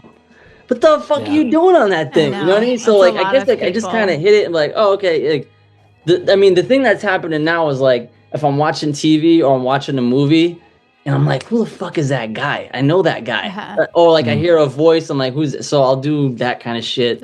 Or if I'm watching sports, I'll check a stat or like, who's this guy? Like what college is he from? That kind of shit. You're not just YouTube? Endless scrolling. No, I try. I mean, I try to like avoid that. Yeah. I mean, I'll do YouTube every once in a while. Like if somebody shares something with me, but I don't go on YouTube and like search for it. Well, or if like, actually, sometimes like when I'm making a beat or if I'm working with somebody, I'll start listening to their music. Just kind of go on YouTube because it's a quick thing. Or if I'm thinking about like, if someone I know dropped a video or that kind of shit. But I'm not consistently going on YouTube just to check shit randomly. Yeah. Oh man, that's a good healthy. I don't do YouTube either unless I need information. Oh, I'm fucking on YouTube all the time. Yeah. Well, I mean, I've definitely, there was a moment when YouTube first came out where I'm like, yes, I want to see, Ultimate Warrior pros from 1980. And like, yeah, I want to see Arsenio Hall with Ice-T on it. You know what I mean? So it's like, the fact that shit is there. Mm-hmm. So I'll say this. So like, I grew up loving Prince Paul, and Prince Paul like just sampling all kinds of like random shit from records and TV shows and all this stuff. And now the beauty of YouTube is that I'm like, oh yeah, I remember that episode of like Sanford and Sons where that I want to get this little bit from it, or I want to this speech or this like random ass song, like, and I don't have it. I'll rip that shit from YouTube, but that might end up in a little bit of a YouTube hole, black hole. Like if I'm trying to search for something, I'm like, oh shit, yeah, welcome back, Carter. Yeah, I want to see. Yeah, then you start watching shit. It's like, oh my god, Dominique Wilkins highlights. Yeah, I want to watch that. Yeah, so it's a trap for sure. But I try to stay, eyes on the prize when I'm on there. Well, I think you have a healthy relationship with it. So I try. That's it. I try not to be. Balance is my mantra. So yeah, it's a good mantra to have. It's really hard to be. Yeah, it's hard too. Right? Because sometimes it's like this, but just consistently trying to just keep it level. Well, thank you, Sage Francis, for the question. Thanks, DJ Zol, for the theme music too. For the Strange Famous theme music. Hey, can real quick? I've got to go to Dibbs' question, then wrap up with questions, and we'll go to the dish. But can I ask you your Water Rising song? With no warning to what the storm would bring, the next morning, flood waters reached the awning. I got the call when he stole, said he lost it all. Body of work submerged, 31st the curtains fall. An act of God that taught records and it shot experts. They block exits, cops present trying to stop the wreckage. My father watched from the top. What 6 feet high? Yes. Which flood? Which was that? So this was Rhode Island had a really bad flood in 2010, 2011, and actually we'll get into this with like some of the first. My dad. There was my dad was in Lost Wax casting. That was what he did for a living, and it was a business started by my great grandfather when he came from Germany. And so it was like a family business, and the shit got 6 feet of water inside the thing. And basically he had to... That's all iron? Lost it all. Yeah, pretty much. Yeah. And and for Adrian and for the listeners, go listen to the song. That is your dad talking, right? Yeah, that's him at the... He basically saying like he had all these different insurances, but the one insurance he didn't have was flood insurance. Yeah. And it was iron? Is that the kind of casting? Or something that can't, or it got washed No, so away. so basically it's like this old school way of doing casting. Yeah, so he'd cast like pendants and jewelry and doorknobs and what like they a real would craft. do. Yeah, it's like this old school way of like you make the mole. The mole out of it starts with wax and then it's plaster and then you put the metal coating on it and then it in the burner and then they put the gold plate on it. So it's like this whole like it's almost like an ancient process, right? On how to cast jewelry and stuff. So yeah, I was always just curious of what if that was like from the like what if it was a hurricane thing or something. I wasn't aware, but that was it was like we had just gotten so much rain and it was like this transition from I think winter to spring, and we had so much snow that just like the water had nowhere to go, and we had it was just. Yeah, and so it wasn't... What year was that? I think it was 2010 or 2011. So it was like, oh man, how awful. I'll have to go listen to it. Yeah, it was rough. And like, that's when I first started to do like video projects, and I went in there and I filmed like a bunch of the stuff. And because it was funny, I was working on a video for him about the process of Lost Wax casting. And while we had just finished it, I can't remember. So I remember he told me, he's like, I'm so thankful that you captured it because all this shit's gone now. Yeah. You know? And is that what him talking in the song, is that from what you were recording at the time? No, so he did an interview with the local PBS. Oh, okay. Yeah. So it's such a sad thing. You can just hear I don't know. Well, I'll say two more things. Like the two things that were really real and it really fucking like changed how I saw the world was that the guys who came and did the cleanup were from Michigan and Ohio because there's no fucking jobs there. And people like a high unemployment rate, they would basically, and they're probably cheap labor. So these dudes would come from Michigan and Ohio to do the cleanup. So I had some really interesting conversations with those dudes because they were just like, you know, they could feel the pain because they're like, yeah, I know what this feels like because we back home, we don't got shit. And then FEMA and and then like the lawyers and media coming through, just trying to take advantage of people. Yeah. It's fucking crazy, man. No, it just kind of shows you like, I saw like the beauty of people and like the worst of people. You know, you see the people that you're like, holy shit, this is the person that comes through, you know, and is like, has a huge heart. And then the people that you think would come through would be all the slimy. It was interesting. If I'm not mistaken, the date was March 28th. We were working, and all of a sudden around noontime, the water started coming up into our parking lot. A little bit of panic. We raised all our equipment and our computers up about 3 feet. And then we evacuated the building with no warning from anybody. I knew that right from the start that everything was gone. We knew we had tons of insurance for business interruptory and all the umbrella insurances, everything we thought was possible, but we didn't have flood insurance. So we didn't get 10 cents. The main thing was getting everything clean. Once everything was clean, we just started putting it back together piece by piece. All right, we're going to go to, we got a question from Mr. Dibbs. Yeah. And then I'm going to go into these, I've started this new little thing where they're like these surreal questions, but I'll explain that after we get this question from Dibbs. Give it up, Mr. Dibbs on the turntable. Listen to more of this. Oh, Well, thank you for sharing your entire life story with me. And I'm sure you're having an awesome week, but if you don't mind, I have some questions I need to ask. So you can piss off. Well, hello. It's Ty and Adrian with their special guest, Mopes, a.k.a. Prolyphic. You gotta say it like that if you're gonna say it. Prolyphic. Yeah, I believe I remember you from Scribble Jam. Can't remember the year. What? I seen what you were doing. I seen it milling around with musics. Look at you now. Top of the world, man. But what most people don't know is Mopes originally stood for Many Old People Enjoy Sex. And then that was a little edgy, and he was going to change it to Mopes backwards, which is CPOM, which stood for Some Elephants Poop on Mark.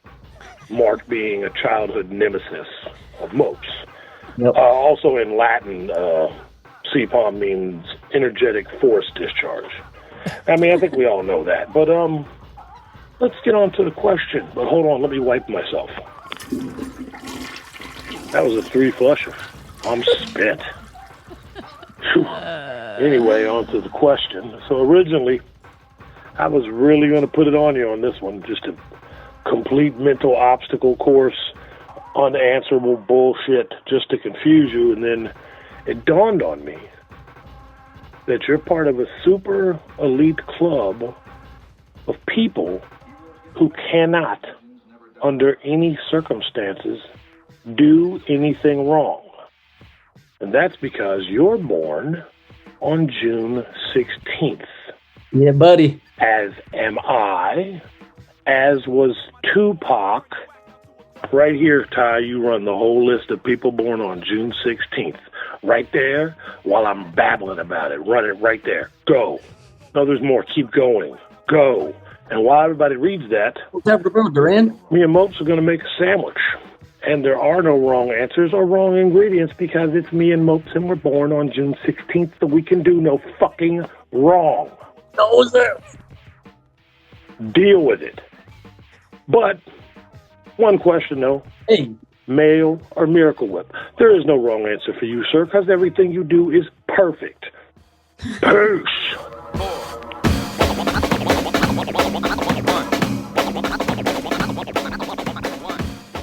Yeah, I found out Dibbs and I share a birthday this past summer. Oh, just recently? Yeah, because he was saying his birthday. I was like, what the fuck? I was like, that's my birthday. He's like, what did he say? He's like, well, you already know the drill, crazy fucker. That was it. I was like, oh, okay. Yeah. He's got good replies. He does. You know what's funny? He even said, Ty, run it. Run all these things. And I'm like, I don't fucking know who else's birthday's on June 16th. Well, it's funny because I think Ice Cube is June 15th. Kendrick Lamar is June 17th. And, Tupac is June 16th, which is just fucking bananas for West Coast rap. Yeah, I mean, the stereotype is that we're all crazy, and I just, I can't buy into... Oh, is it? Well, that Geminis are crazy. Oh. Gemini, like the duality and all that stuff. And to satisfy the soul of Mr. Dibbs, Mayo or Miracle Whip? Mayo. I can't fucking whip. Fuck out of here. No. Yeah. No disrespect to people who do that. But my son is actually a big mayo head. Like mayo on his hot dog, mayo on his hamburger. I'm here for it, man. I love fucking mayo. I love it. The whole joke with me, if people were like, hey, you going to have a little tuna with your mayo? Oh, it's too much mayo in the tuna. When I made tuna fish sandwiches, I'd mix mayonnaise with the tuna fish, and I'd spread mayonnaise on the bread. Too much mayo, bro. That's too much mayo. That's the thing. I don't love mayo, but I'm going to choose mayo over Miracle Whip. All right. Yeah, I love it. And actually, I like the Sicilian tuna with the oil instead of the... Oh, yeah. Yeah. All right, okay. Well, we're about 5 minutes till we get to your dish questions, but let me riff a few surreal questions. Yeah, let's go. And these are sparked by the titles of songs that you've been featured on, just loosely based on the title. Okay. Are you good with that? Cool. Yeah. All right. This is a two-parter based on your song "A Little on Us" from Caesar's album with SFR. Yeah. How do you feel about the term "little people"? I mean, yeah, it has little people about that. I don't. If that's what you want to be called, that's fine with me. Yeah, but I guess what I just okay. It sounds straight. It sounds like to me it sounds a little. No pun intended, but it sounds disparaging or something. Yeah, disparaging. I think folks who are dwarves or whatever, like they should, like, what do you want to be called? I mean, I'm gonna call you by your name. I'm not gonna call you like, oh, look at those little people. You know what I mean? But I think like, that's what they. I think that's what they went with. Yeah, if that's what they went, if that's what they want, then I'm fine with that. Yeah, that's cool. Yeah, okay. Yeah, it was, yeah. And then this is a two-parter. So, did you ever play the game? Well, no. I'm imagining not now, based on your your hatred for the internet. But did you ever play Among Us? Oh man, my kids say I've never played it. Have your kids? Yeah, well, as far as I know, they haven't. But like they play it like as like almost like instead of playing tag, they'll play Among Us. Oh, or like hide and seek. Yeah, and like every time I'm like with my niece and my nephew and with my kids, they're always playing Among Us. And then there are times like at school that they've done it, and I'm just like, but it's almost like what's that other game? It's like Spy, right? Where you have to figure out who the spy is. Isn't that the same shit? Oh, I think our kids play a version of it called Wolverine, Adrian, right? Werewolf, exactly. Yeah. Yeah, those are more interactive games. So yeah, it is cool that if they're playing Among Us in person, not on the phone. But Among Us, I think, sprung really big because of the pandemic. It was how we were hanging out. Not we, my kids were playing it, but then I found myself playing it with them because they were hanging out with their friends playing a game together. It was kind of interesting. All right, this one surfaces from your feature on the little kid's birthday via Meter Maid's album, The Lion in the Sky. How did you usually like to celebrate a birthday when you were young? Oh man. Or in other words, what's the perfect? What would have been a perfect birthday for you? My parents. The one thing my parents knew how to do is they knew how to throw like a good party. Oh. So we would usually have two parties. We'd have a party with our friends from school, and then we'd have a party with like family. And my dad has like a big Italian family on his side, so like all my cousins would be there, and we would just be. We'd play wiffle ball, football. We would just be going from like spot to spot as far as what we were doing. And then as a kid, like we didn't do Chuck E. Cheese and all that shit. Like, people would come over, and my parents would set up like we did bobbing for apples. We did pin the tail on the donkey and all that shit. But it was like low budget. 'Cause I remember like fucking my dad had like this metal tub. And just like filled it with hose water, and it's like, you know what I mean? So that's how it was. That was great. But now I'm like, that shit is unsanitary. Oh. You know what I mean? But it was fun. And like we had like, I remember my dad set up I don't even know where he got the tire from, but he had like a tire. Oh yeah, we had a tire. Like we had one that was like, I think he like added a tire swing to like one of those rinky dink like little metal play sets. Yeah. The slide sets, and yeah, we've thrown the football through the thing. So they got super creative with what they had. Yeah, like with the party stuff. And I had a small birthday, so it was always outside, so it was fun. Yeah, so you guys, you liked a good birthday party for you. It was just like a party at home with just hanging out. Yeah, like I would, and I never like. Yeah, like once I don't know, when I was like 12, I'm like, yeah, I'm done with parties. Yeah. Like, I don't need a birthday party anymore. You know what I mean? Like it feels like it's almost like Christmas a little bit, where I just like I just like the little group of people that are like my people. That's all I need. That's all you need. Yeah. But it was fun as a kid to have like my cousins around and my friends around. Yeah. That's pretty cool that they gave you two, though. Yeah. Well, that was I mean, but it didn't cost them any money. But my mom would like do a lot of like she'd make a lot of food and all that shit. So yeah, it was a lot of. I would say it was a lot of work. Money. Yeah. All right, this one's from Jivin' Scientist Cicada album, Load Up. I'm curious to know when you're traveling for a weekend, how much do you load up? Do you pack light or do you go all out? I'm light. I mean, because I travel a lot for work, for like filming and shit, and I've got it pretty much down to a science where, I don't like to pack a lot of clothes. If I'm packing anything, it's like either equipment and snacks. Yeah. So you know how to do it. Yeah. Oh yeah. So even when I travel with my kids, like I got my kids in it now. Like, so when we travel, like we'll go fly to my parents' house. I got them their own suitcases now because now their clothes are getting bigger. But before, we would just have the one suitcase, like the one carry-on. I don't even have a big suitcase. I just have the small one. Yeah. So you got all three of you into one carry-on. Yeah, but now my son's too big, so his clothes are like. So now everybody's got their own. But usually, like we all have a backpack and a little carry-on. That's our. Yeah, that's the best way to travel. You get off the plane and you're gone. Yeah, I don't like having a lot of stuff. I'm not a big stuff guy. Yeah, my mom like travels with a curling iron, a hair dryer, a blah blah. Like she like 5 bags. She travels with a lot. Like, Mom, no more. Just Yeah. I mean, it's funny. My parents don't travel that much, but like they came and visited me last month, and I think it's like the first time, and they flew, so they couldn't. But a lot of times they'll bring their own pillow, their own sheets. I'm like, yo, I got the shit. Like, don't need to bring a towel because I have towels. I'm not, I'm not a savage. Come on now. It's interesting. We have an Airbnb here that I clean.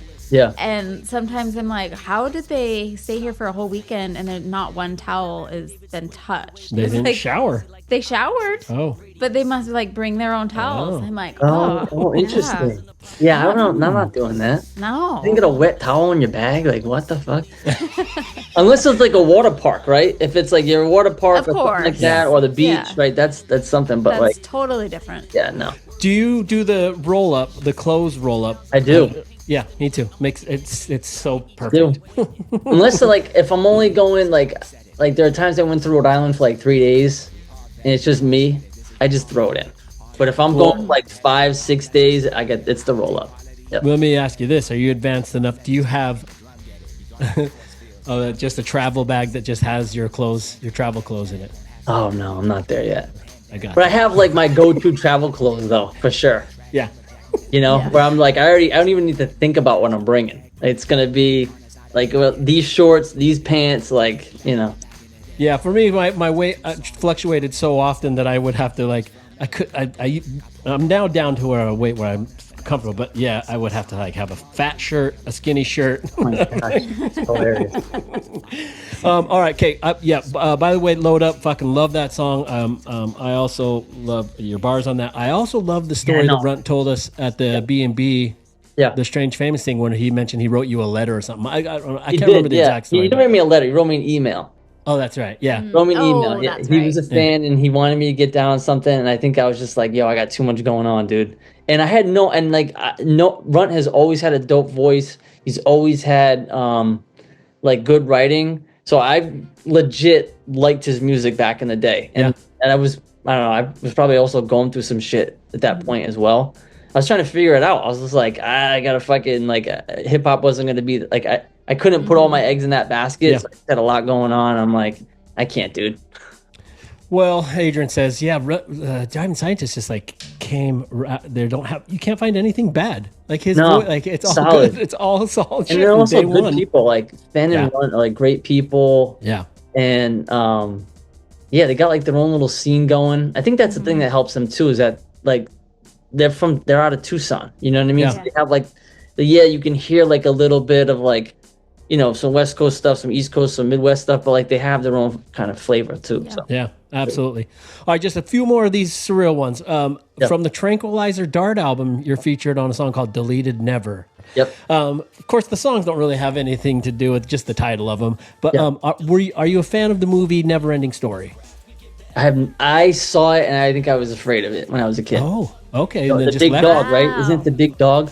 Yeah, the flying dragon. Dragon. I remember I had watched it once, at least once, and then I'm like, fuck. Oh, wow. Okay. And then the other part of that, what's your policy on deleting emails from your inbox? How do you organize emails? Oh, I'm a consistent deleter. Oh. Yeah, and I have my shit. I wasn't when I was but as I with kids and bills, I have I'll tag all my bills and I have a bill subfolder, receipts. I have a receipt subfolder, and then most of the shit I just delete anyway. Subfolders. Yeah. Yep. I get thousands and thousands of emails all the time. It overwhelms me. It gives me anxiety. I don't know what to do with them. Looking at so I have it also set up too where it's all the red is here and all the unread's at the top. Yeah. I have my Gmail set up that way. I got something like that. I feel like I probably have a little bit of ADHD, and just to be organized, I needed to do that. And then when I was freelancing too, like when I would do freelance stuff, that shit was just like you had to move fast, and I was like I couldn't look at my emails and have it be disorganized because I would just lose stuff or forget to do something. So now I love to hear this. That's what I got to do. So you make subfolders. Yep. What do you do? See, I don't sometimes want to open an email because if I read it, then I go, oh shit, now I got to think about that when I'm already have some other things I'm trying to think on. What do you do with those things? If it's an important email, like if it's one of those emails, I won't open it until I can actually sit down. Yeah. Yep. So, but it just stays in your unread. It'll just stay in my unread. Exactly. Oh, okay. Yep. Oh. Yeah. All right. And then also too, like I'll do the I really like, so the one I have at work has the pin.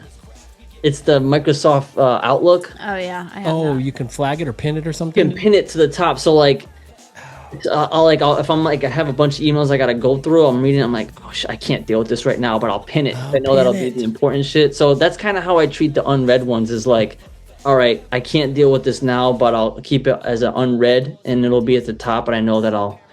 Oh man, you're helping me out. I'm serious. Yeah, I never really talked to anybody about emails, but that shit gives me major anxiety. Yeah, and same thing with my calendar. Like I have a calendar on my fridge, and I use the calendar on my phone, and my calendar at work, and they all kind of have to be in sync. Or just, you know what I mean? I got too much shit going on. Yeah, yeah, I know the feeling. Yeah. So honestly, it relieves me for the anxiety. So basically, it's like I turn like that OCD a little bit into like, okay, I know it's gonna help me. So I have that little bit of anxiety. I gotta like organize it, but it's good. I'm like, okay, now I don't have to think about it anymore. You know, that's what I need, some relief. Jesse the Trees track live from the garden leads me to the obvious question: how are your gardening skills? Man, I actually bumped them up this past year. So I'm in like a townhouse. But it's a corner lot, so I got the half with the corner lot yard. So I finally had like my own little yard. And last year I just had too much shit going on where I was cutting the grass, but I wasn't able to garden. And then, I had a little bit of like mental health stuff and just needed to. So this spring I got into gardening and I fucking love it. It's therapeutic for you. Love it. Oh my God, I love it. Nice. I grew up doing yard work. I like having my hands in the dirt. It keeps me and I feel proud. Me and my dad just built a shed. So finally I got all this shit out of my basement. Like I have my like lawnmower, my weed whacker and all that shit in the shed now. And now I got plants. I got plants for like, yeah. You know what I mean? Like you're officially adulting. I'm all in, and I have a couple of friends at work, and my mom and dad, like, they got into gardening when I was a kid and all that shit. So they've grown. They've always had like a little garden, and they keep expanding it. And my dad has this other process now. He built like this little greenhouse. So are we talking veggie or? Right now I just had perennial plants. Okay. So landscaping stuff, and then next year I'm just gonna start with like a veggie box that'll have like not veggie. Well, it would be like it'll be herbs, cherry tomatoes, and peppers probably, and a couple of herbs, and then I'll build from there. Basically. And your perennials are edible or no? All native. They're all native perennial that cool. don't. Yeah. So I got like I got a bunch of gardening. Friends from work who helped me, figure it out. Yeah, my mom and dad too, because my mom and dad like they kind of figured shit out on their own, how to do that, and so I always had a double check of like, is this true? Yeah. You know what I mean? Yes, that's my daughter. You know what works good for that? YouTube. No, yeah, exactly. Dude, actually, home repair stuff. Yeah, I had to switch out my garbage disposal. Watch some dude, fucking wherever he was from. Change garbage disposal. Like I could do this. Yeah. Got it. Thanks. Thanks. But then I'm off YouTube. That's it. So I hit it. Like okay, and then I'm off. Yeah, people are helpful with those. Oh, here even a Sophie's Choice comes out of that album. Which is a better track, De La Soul's 3 Days Later off their Balloon Mind State or Exhibit's 3 Card Molly? 3 Card Molly. That's. I thought you were going to pick that. I think I would have picked that too because I was listening to both of them. I mean, Balloon Mind State is an incredible fucking album. Yeah. But it's not my like. that's my favorite songs on that are not that one. Yeah. You know what I mean? Yeah, I do. The iPad, like there's so many dope songs on there that 3 days later is not. Yeah. Well, and you could move that one aside so you can fit 3 Card Molly in there. Yeah, exactly. Yeah. All right, from AB's Glow Kid album and the track When the Pot Boils. Yeah. I think of boiling water, and that's about the extent of what my kids think of my cooking skills. But how are your cooking abilities? Do you cook meals for the kids? Take out, dine in? What do you? I mean, it's similar to like changing a garbage disposal, where I know enough to make it happen, but I'm not creative enough to do shit from scratch. But unless it's like a stir fry, where I just like put a bunch of shit in there, right? But yeah, I mean, I eat pretty healthy, and I've been making my own dinner. I mean, for a long fucking time. And I actually a lot of times prefer to eat at home. It's a never-ending process of trying to, because what happens is like I got like my go-tos, and then I just keep being the same shit over and over again. So I got to learn different things. So I try to give myself like this year. So I bought a griddle grill. Love it, absolutely love it. So I'm thinking I'm gonna do like some experimenting on the griddle grill, and then I have a crock pot that I love, and my kids are kind of into soups. I'm gonna try to switch, because I usually do chicken soup. I'll do chili and ratatouille in the crock pot. Whoa, yeah. So, you but now do I need ratatouille? A ratatouille, Yeah. huh? Yep. Wow, Yeah, actually, look at you. and I shout out to my ex. She was the one who found the recipe for that, and I still, I mean, me and her were doing it like 10 years ago, and I'm still cooking that same recipe. Yeah. And is that a side or a main? It's a main. Yeah. So what I'll usually do is like, it's like the pot of ratatouille, and I'll either do like a pasta or like a couscous, and then I'll put the ratatouille on top of that, and that's. Oh, okay. Yeah. I had it just for the first time this year. It was delicious. It was. Okay, good. Remember that old lady cook? She had that show, Julia. Yeah, Julia Childs. Yeah. So at the Ford Museum in Detroit. Oh, that's right. She had they used her recipes in there, and it was like the only thing. Oh my god! So you tried ratatouille at the Ford Museum. At the Ford Museum, and it was incredible. I was like, no wonder. Someone told me that the food at the African American Museum is like hits. Oh. Is really good. I mean, museums. When it's a big museum like that Ford Museum, they had like chefs. I guess, and I haven't done. Like I've heard of it that museums have good food, but it's just that's not always. Not always, but not always, but like it's some of them do, and I it's think definitely better than IKEA. Yeah. And, oh man. You know who. You don't. I've had the Swedish meatballs at IKEA. Apparently, they have vegetarian meatballs now. Oh, really? I'm like, might go to IKEA. I think it was like a thing, like, oh yeah, like let's eat something at IKEA. And then like after I'm like, this something's in the meatballs. You know what I mean? It's probably something weird. Yeah, I don't know. Yeah. I always had to stick with the Uncrustables. Yeah, I'm like, you know what? You do furniture. If I want food, I'm gonna go to food. You know, that's the kind of person I am. No, like, absolutely. We're not doing the mixing. This is not. But really, at the Ford Museum, it takes all day long, and so you can get like lattes. Pretty cool museum, though. It's a pretty cool. That museum. would be something I would love to take my kids to. Yeah, it's a pretty cool museum right there in Detroit. Yeah. I love downtown Detroit. I love downtown Detroit. Yeah. Ford Museum food was way better than M&M's joint. No, that food was M&M is a restaurant. Mom Spaghetti. Oh he has a my Mom God, Spaghetti that's spot. hilarious. And the spaghetti was not very good, which is like on point with the song, right? Yeah. I think. Yeah. But it was very it's right. That's right across the street from the Tigers field. Let me hit you with our closeout Sophie's Choice questions. Okay. Do you like Pez? Oh my God, it's hilarious. No, I mean when I was a kid, yeah. Okay. Well, who do you think would be a more popular Pez dispenser, Elmo or Oprah? Elmo. Okay. Come on now.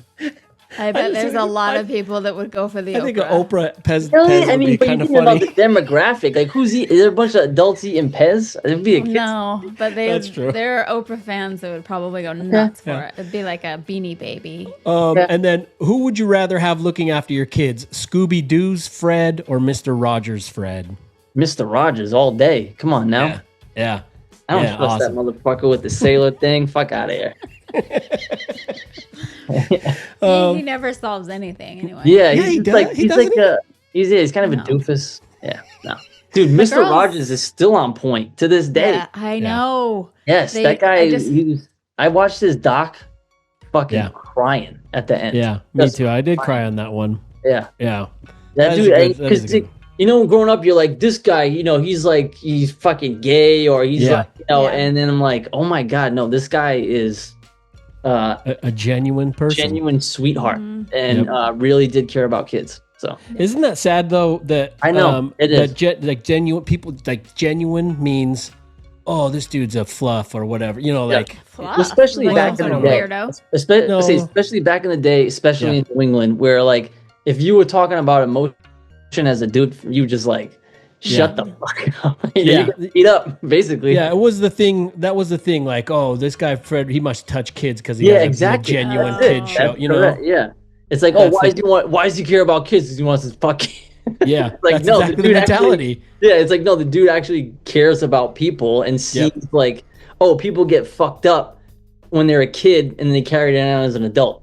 Yeah, you know, and his like, I just like, and how he, I can't remember the specific part in the documentary, but like, there's this part where he, when he finds out, when the dude tells him that he was like on his crew, that tells him that he's gay. Do you remember that part? I kind of do, and he was like so okay. With and Mr. Rogers was like, yeah, because like Rogers was like a devout Christian and all this shit. Mm-hmm. Yeah, or Catholic or something like that. Yeah. And the dude was worried that he was not, and Mr. Rogers was like, for one, I always knew, and like I still love you for, you know, you're still like a friend to me, and I was just like, god damn, like this dude is just, I don't know. Yeah. You know what I mean? I think to be that comfortable and be that secure at that era, like that dude's way more gangster than dudes who try any to other gangsters. Yeah, exactly. Yeah, like that. Yeah. A true being. Yeah, for sure. Who would you rather? Or what would you rather be, a pro golfer or a pro basketball player? Pro basketball. Fuck what team? I mean, I like the Celtics, but I don't want that. That's too much fucking pressure. You know what I mean? I would say, I mean, I would love to work, like to be like a player under Popovich and just get that wisdom and probably. So whatever team Popovich was coaching, so the Spurs. Yeah, I think he's still with the Spurs. Still with the Spurs, yeah. Who would you rather produce an album for, Mr. Liff or Mr. T? Oh man, Liff. Yeah, I mean, Mr. T is like, I remember 18 back in the day. I got all kind, Clubber Lang, but like, I know Mr. Liff can rap. Yeah. Yeah. And he's dope. You know what I mean? I don't need to make. But maybe Mr. T just wants you to make a soundtrack for him. I could. Yo, you know what? Is he alive? Yeah. Yeah. I think he is. Yeah. Yeah. He pities the fool. Oh shit! I said that about what episode was Mr. that? T is definitely still alive. Okay. Yeah, I said that about something on one of the episodes, and Sage was in the live chat. He's like, "No, that dude's that." Coolio, because Adrian's like, "Is Coolio still alive?" And I was like, "Yeah, he's still doing his thing." Oh yeah, Coolio did die. Here's your final Sophie's Choice question. Then we'll really get to the dish. Yep. Which do you think has a more offensive sound to it, redneck or hick? Offensive. I feel like redneck. Oh, okay. Because it's like physical. Mm-hmm. It's referring to an actual. Yeah, like you fucking redneck. Like where hick just like. Hick just sounds. Hick sounds like a slur. It sounds like a slur, but like redneck sounds worse because you're just like, damn, that's like a specific person. Yeah. You know what I mean? Where hick, you're just like a country bumpkin, right? Where I feel like redneck, you're just like a white doofy looking white dude. That'll do. Let's move into your bonus disc questions. But first, let's complete the arc of the discussion. Assuming you'll live a full, healthy existence, where do you see yourself living out the back 9 of your life? Oh man, talk about midlife crisis. I mean, that was like shit that I'm starting to think about now. So, you said where I'm going to live? Where do you want to finish? Like where would be ideal place? I mean, I gotta see where wherever my kids are at, I want to be kind of close. But I'm hoping I have like some money. So this long-winded answer, I'm approved to get my Italian citizenship. Oh. So, and my kids are both dual citizens because their mom is half Finnish. So there might be citizens of Finland? Of the EU, yeah, because Finland is part of the EU. So yeah, but they're dual citizens of Finland. And yeah, I can get my dual citizenship with Italy. So that might be a place where I end up. Like like somewhere in Naples somewhere. That would be great. Yeah, definitely work on that. Yeah. Getting that. Yeah, so I got it. So I just have to like, the Italians, like I was emailing with this place. I'm like, I gotta talk to the embassy before I start paying you motherfuckers money because I gotta see, you know what I mean? So I'm like, come on now. So I'm gonna, and it might be cheaper if my dad becomes a citizen first, and then I become one. So we're gonna figure it out. I might be somewhere there, but yeah, I don't want to be too far from my kids. Yeah, because that would be really far. But you can do like vacation there. But it's like if I have like money and I can still travel, like I'll do money and I'll go see my kids whenever, wherever. Yeah. So we'll see. Yeah, that'd be great. Great answer. Or Fantastic. send them to you. Yeah, exactly. So yeah, somewhere chill and somewhere quiet and near water. That's going to be, and I don't know what it's going to look like. Italy checks all those boxes. Turns out. Yeah. So hopefully the climate change holds off and I can still. Yeah, that's true. That they is do it. That is have something. high ground. Italy. Yeah, they do. have like mountains. Yeah, right? exactly. Yeah, we went through them. Yeah.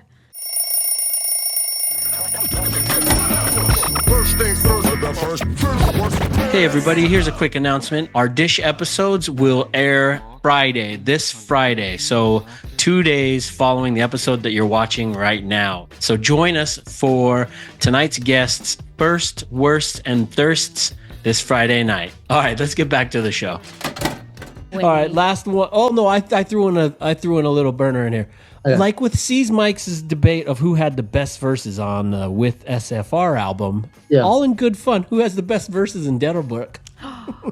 Oh man, can you ask him that? I can't, but well, first of all, like the fact that everybody came through and submitted shit. I mean, Buck sent his in like less than a week. Like, my favorite song, like I had so much fun doing the song with Jesse. I'm not gonna say that's my favorite because I can't do that. But my favorite. But you guys do great stuff together. I just I had so much fun like with the walkie-talkies. I was just like, and Jesse's like, "What?" I'm like, "Dude, just do it." Yeah. And are you only on that? Yeah, I'm only on that one. On the one. Because I was like, I keep missing because I was listening all day when it came out. Yeah. I keep missing him. Well, let me. Okay, so hold on. Let me think about. So the favorite verse is probably like. It's funny. I don't think it's either Black Song or Runtin' Early. I wasn't expecting the Runtin' Early song to hit me, but when I mixed it, I'm like, this song is pretty fucking good. Mm-hmm. What do you think? And then the Black song, I'm like, damn, Black came off. Like this is like those are my. I mean, everybody did great verses, but I think those two were like, oh wow, these are really fucking well written. So yeah, like Black. Actually, the first time I heard Black song, I'm like, this is fucking bananas because it was just funny when Storm labeled it as serial killers. I'm like, I was thinking, shit, like this sounds like the plot of someone who's about to go fucking wild and just becomes like the dude who just starts offing people. But knowing Black who he is, I'm like, damn, okay, this is like an inside look about who he was as a kid. Yep. And I'm like, oh man. So I think knowing him and then, I was like, damn, that shit was dope. And then just like Runtin' Early, that shit worked. I don't know. It's like it happened like, it just, I was like, it just was like kind of a little bit of magic that happened. Well, I don't know if I'll have an opportunity to say, I've been saying, I think I even said it in the intro. And this is not, I don't know if hyperbole is the right word. It's not hyperbole is what I'm trying to say here. I often say things are really, really good. I think it's a perfect album. Holy shit. I'm serious. I've listened, I've seriously, since it's come out, I've listened to it about 15, 16 times. I listened to it 3 times today on my walk this morning. Yeah. Back, front to back. Yeah. It's so good. God, it's funny because, like the production I obviously thought about. Storm actually came up with the track listing, like the order. And we were just like, oh man, feels so discombobulated. But I'm like, you know what? People aren't going to care because like as long as the theme is there and it kind of makes sense, I think we'll be able. And then we did the intro last. Like we finished it like the day before. Was that to set it up? Yeah, it was kind of like we need something, and Storm found that opening recording that somebody said. Yeah, and then like I hit up Sage, was like, "Hey, could you say this?" I like the way you did it. It's funny. And he put like a little twist on it too, and I was like, "All right, this." I was like, "This works. Somehow this works." Like it just. I think it's like I wanted to capture our like weirdness as a crew. And it felt like it came through.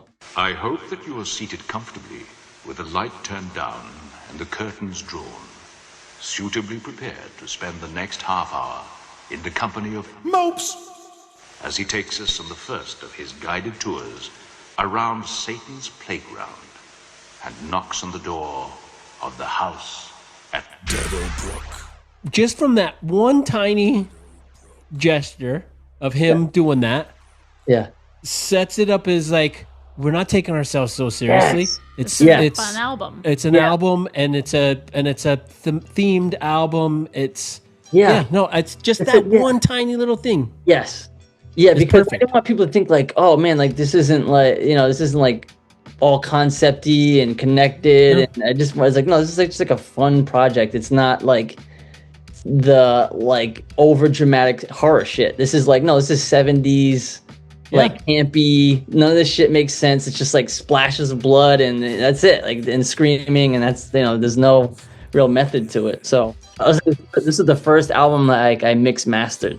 So that was another thing that like I kind of controlled all the sound, and I felt really good about it. So yeah, I know it came like some of the songs came out in Halloween last year. Was it all done last year? Pretty much, except for the Freddie Black Toadstool song.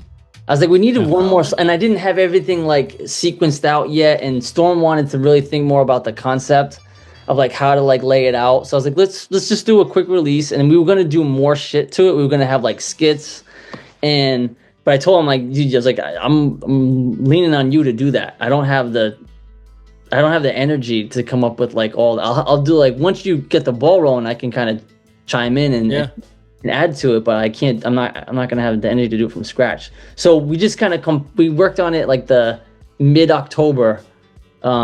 Just started coming up with like how are we gonna tie all this shit together? What's the album cover gonna look like and all that stuff? And then it just kind of came through. So yeah, the album cover looks great too. Yeah, I mean, we did like the intro, the album cover, and like all the final touches in the weekend before we released it, which was dope. That was the first time I think I've ever been a part of a project that's like we finished it and 2 days later it was out. Wow. Well, I kind of I'm so happy Sage got on board with it, the project for one, but just on like, yo, we can do this and just put this out, and that's okay. Like it doesn't need to be this like full on release kind of a thing. Yeah. You know what I mean? Or just like we sit on it for another year and then we, because then it loses its momentum a little bit. So. Mm-hmm. Well, now, and what is there potential for more, right? Yeah, I mean, it's funny. Now he wants to do it every year, which I don't know. I'm here for it. Like we're definitely gonna do a follow up, which is like again, it's gonna be Deadowbrook, and it's gonna be like have that like silliness to it of the title. But I don't know what we're gonna do. If we're gonna do all new songs, if we're gonna take some new songs, I have no fucking idea. So we'll figure it out, and I think it'll add to the charm of it. But then after that, I don't know if they want to work with maybe another producer and have them potentially do something for the Halloween. Oh, that'd be interesting. Keep that theme going, but I know I'm definitely going to do like other movie-esque. Actually, the new Black Lick album kind of has like a this like action hero, like 80s action, 70s, 80s action hero vibe to it. I can't wait to get to it. I think that's that's going to be my kind of trajectory moving forward a little bit. That's cool. The never-ending podcast. No, I'm saying this is the wrap-up for the... I know. Every time I'm like, we're doing an hour. We can't go longer. I do it every time. I know. I'm hitting people up. I'm just like, it's all... I honestly, I'm blowing everybody off right now. I don't... As long as my kids are with their mom, I'm good. Well, we'll wrap. We're getting you out of here. Thanks so much for joining us. What's the next move for you, personally and professionally? All right, so I got a bunch of fucking projects I'm working on. the new Black Lick, new Jesse the Tree. Those are all basically done. We got to get them like mixed mastering and all that stuff, but those will be out early next year. I'm doing a project with. Are those both Strange Famous releases? All Strange Famous, yep. I'm doing something with Freddie Black. I'm doing something with Toadstool. I'm doing something with It's Me, Jesse, and Meter Maids as the Baldwin Brothers. Yeah. That should be fun. That's a whole album? Yeah, that should be out in the summertime. Wait, the Baldwin Brothers, that's you guys from their song, right? Well, no, wait, I think we're gonna call ourselves the Baldwin Brothers. But the like Baldwin Brothers are like Alec Baldwin, Alex, Steven, and William. Well, in your song with Jesse, I just like put you together as the Frog Brothers in the Lost Boys. The Lost Boys. Oh, maybe we'll change it to the Frog Brothers. So I guess that's what I was thinking. That anyway. But there's three. Wait, three. There's all four of. There's all it's four me, of you. Jesse, and the Meter Maids. Yep. Yeah. Yeah. So you got to be the Baldwin Brothers. So with that we're. That's a great like name. 10 or 12 songs in, so which I think we're trying to do like 20 and then whittle it down. Wow. Are one of you like a super conservative? No, we're I'm just joking. I'm joking. I know. I'm joking. And we all know Swell is that guy, but Swell Steven. Yeah, I got stuff with Sage that hopefully he comes out with some shit next year. I got stuff with Vinny Paz for his solo stuff. Yeah, a lot of good stuff, a lot of stuff in the air, trying to figure it all out. But yeah, staying busy. Good. Yeah, I'm looking forward to all of those. Yeah. What's your preferred method for people to take in your music? What would you prefer them to do? I'm probably most active on Instagram. Okay. Yeah. And then your Bandcamp, is that where you want them to buy your music? Bandcamp. Yeah. All right. That sounds good. Will Deadowbrook ever end up on vinyl? I think that's what we're gonna do for Deadowbrook. But this is like a Storm Sage question of like, maybe we keep some of this, like we have like the part 1 is the first version, and then we do a part 2 of like 6 more songs, and then that's the deader part, you know? Yeah. And then we put it out on vinyl, something like that. So we've definitely floated the idea, so we just have to figure it out. Maybe it can be released as a double vinyl. Yeah, both one and the first. That would be good. That would. We just need Sage to do vinyl. I double vinyl. I know too much, so we'll see. I know. Hey man, thanks for spending your time with us. All right, I genuinely appreciate it. Okay, thanks, have Mom. a great rest of your night. Bye. Peace. Get your mind right. Get your. It's a fucked up future. Fuck what you heard. There you go. Fantastic. Wow, Mopes is just a real genuine great dude. I like spending time with him. Me too. Yeah. He's fun in person too. Yep. His smile is contagious. It is contagious. He smiles through his eyes too, which is always nice. He does smile with his eyes, and he smiles with his accent. we smile with his accent. I was trying to do this.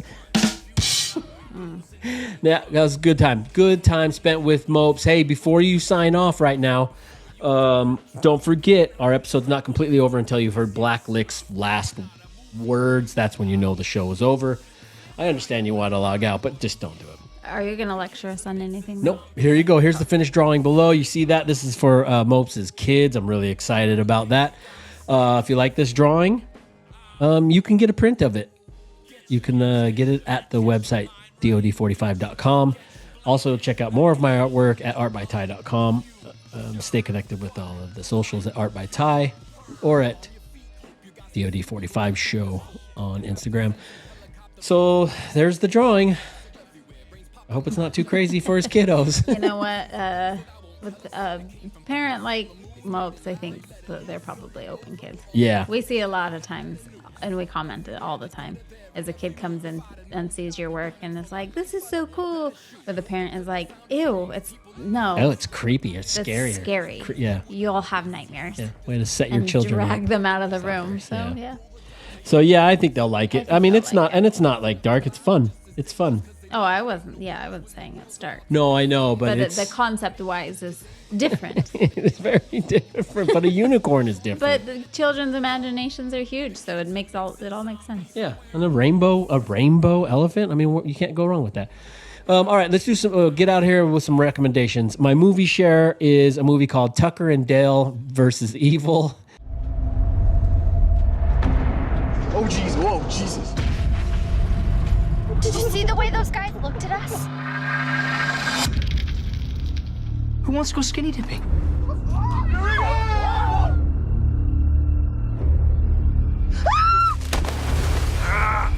No. We got your friend! They captured Allison!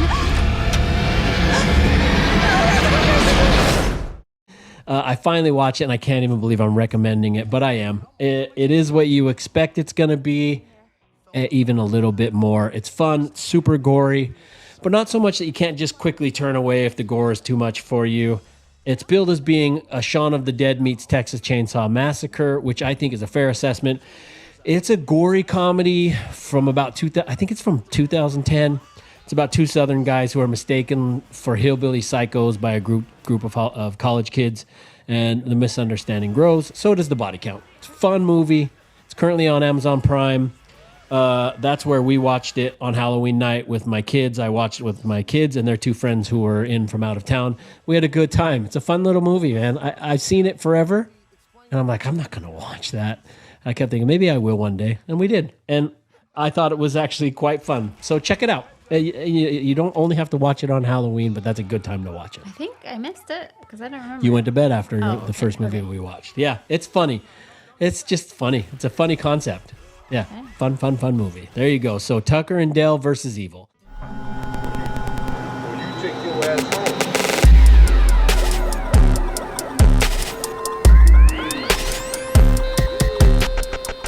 All right, Adrian, you have a song share? I do. It is called Rotten Black Roots by Right Away, Great Captain.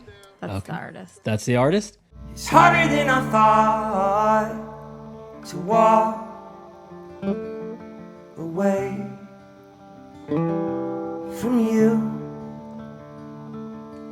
It's easier enough trying hard.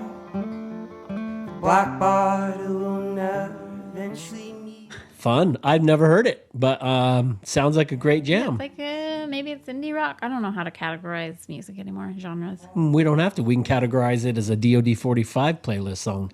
What about you? What do you have? My song share is a song called 5 Minute Breather by French rap duo Chill Bump. The city is synonym of pressure. It's blocking my breath. Every office is occupied. No oxygen left. Every yard seconds a rush. We never stop before death. But I never trust the soul and keep watching your step. You a robot, a fool, an emoji in school. Gotta grow up, be useful. Gotta know what to do. Gotta show off, be cool. Gotta go off, be cool. Gotta reason with a right clone if it takes throwing up. They're a new discovery for me. I don't even know how I found the song, but I did. It's a five-track EP from 2012 called Hidden Strings. But it's an apropos song for the times and a good reminder for me to take a breather. And the song is called 5 Minute Breather. Yeah, it's a good song. I like it. Interestingly, mine is also from 2012. Is it really? Yeah, I don't even know how I came across this. I mean, I just recently came across it and looked more into these guys. And yeah, two French guys. I wish I would have used it for the Dead Ken Rap episode, but oh well, it's here now. All right, here's Chesky Ramos's song share. Chesky Ramos from Fake 4. His song is a song called Privilege by Zeta or Zeta. Zeta. Z-E-T-A. They're like a hardcore band. Maybe they're not hardcore. Maybe like I don't know genres either. Maybe Latin prog rock, hardcore. They're out of Venezuela. I think they live in Florida now, but they're a really rad band, and it's cool. It's a cool jam.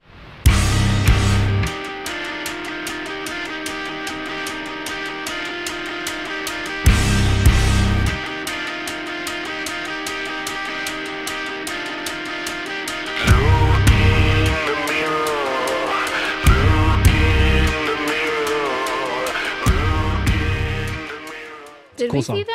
No. Oh, you're thinking of, I can't remember the name of that band that we saw play with Chesky, but that's not the one. Cooler Days or something. But it is similar to that. It's not as hardcore as that band. What was that band called? Escalor. Oh, Oh, shit. It's okay. Yeah, doesn't matter. Well, thanks. Espericles. Okay. Espericles. Yeah, that's a cool band. I'll probably share one of their songs in the future. But thanks so much, Chesky. That's a great add to our playlist. Thanks to him for being part of our Song Share segment. If you subscribe to the DOD45 Song Share playlist on Spotify, it's called DOD45 Loves LUVS. There's all kinds of really fun music in there, and it's all songs that we really like and we listen to. So you can listen to all those in one playlist on Spotify. You know, I searched it today and I couldn't find it. It's hard to find. You have to search. I looked under playlists. Yeah, I've got to figure out a way to make it. Maybe there's a link to it in the show notes. Okay. Yeah, that's the best way to get to it, is through the show notes. But what happens is people have to subscribe to it to make it pop up in the search. They're doing that now. Well, no, it's just that if you don't have many, there's so many playlists out there that are public playlists. I think their search engine isn't large enough to be able to go like everything that's called that. So well, that's the only one thing called that. It didn't bring up anything else. I know. I think it just needs more interaction with it. So yeah, subscribe to it. It's there's a lot of really cool music in there. And then if you like that music in there, do us all a favor and please consider supporting the artists who make the music in there. All right. Thank you again, Mopes. Thanks for watching our show, everybody. Join us this Friday for the Dish episode with Mopes, where he shares answers to his first worsts and thirsts. Things like his first paying job, his worst haircut, and his favorite city in America. Mopes is the type to really explain out his answers. So it's a lot of really good content, a lot of fun content there. So join us this Friday. Be sure to pick up Mopes' music at mopessfr.bandcamp.com. That's the preferred spot to get the music, or at strangefamousrecords.com. Go get the new Deadowbrook album and get real deep into it, because it's a fucking great album. And it's only on Bandcamp. And it's only available on Bandcamp, and it's really, really, really good. And you can't use the app to buy it.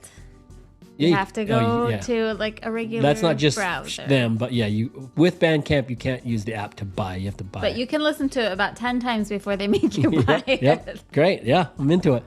Hey, next week is our 100th episode. Crazy. Oh. Yeah. And that's with the mystery guest. So enjoy that. Enjoy waiting to find out who our guest is. That was me screaming behind my hands. I'll put in the scream there. And then keep your eyes peeled for our Christmas episode. More information about that will come up. Thanks for watching our show. Thanks for supporting my art. Quick shout out to all of our affiliates. Thank you guys. Thanks everyone who's affiliate of ours.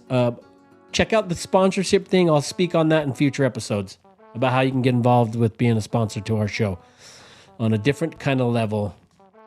We want to get the show out to wider audiences. That's us done. Any final words, Adrian? Have a good day. Have a terrific day. I don't know what week this is. I was say have a good. Travel safely for Thanksgiving. Travel safely for Thanksgiving. Right? Yeah, we're pretty close to Thanksgiving. Next weekend is Thanksgiving. Pretty close. From all of us here, I'd like to wish you happy drawing, happy conversing. Thanks for spending your time, your evening with us. Please tell your friends and family about the DOD45 show and have yourself a terrific weekend. That's episode end, and those are my final words.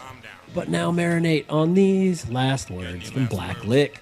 Yeah. Peace. Yeah, I got some last words. Any last words? I have a couple. Every time the voice in my head complained, I took it as a sign of motivation. So yo, check it out. You can't be a complainer and be an attainer at the same time. Success is extremely uncomfortable most of the time because it requires you to exist and operate and learn outside of your comfort zone. And honestly, I don't feel like doing anything all the time. I don't feel like doing this shit. But I know that if I do this, I'm headed in a direction that's unexplored. Because I'm not gonna find success in my comfort zone. And if I can conquer myself, I can conquer the world. Stop what you're doing and listen.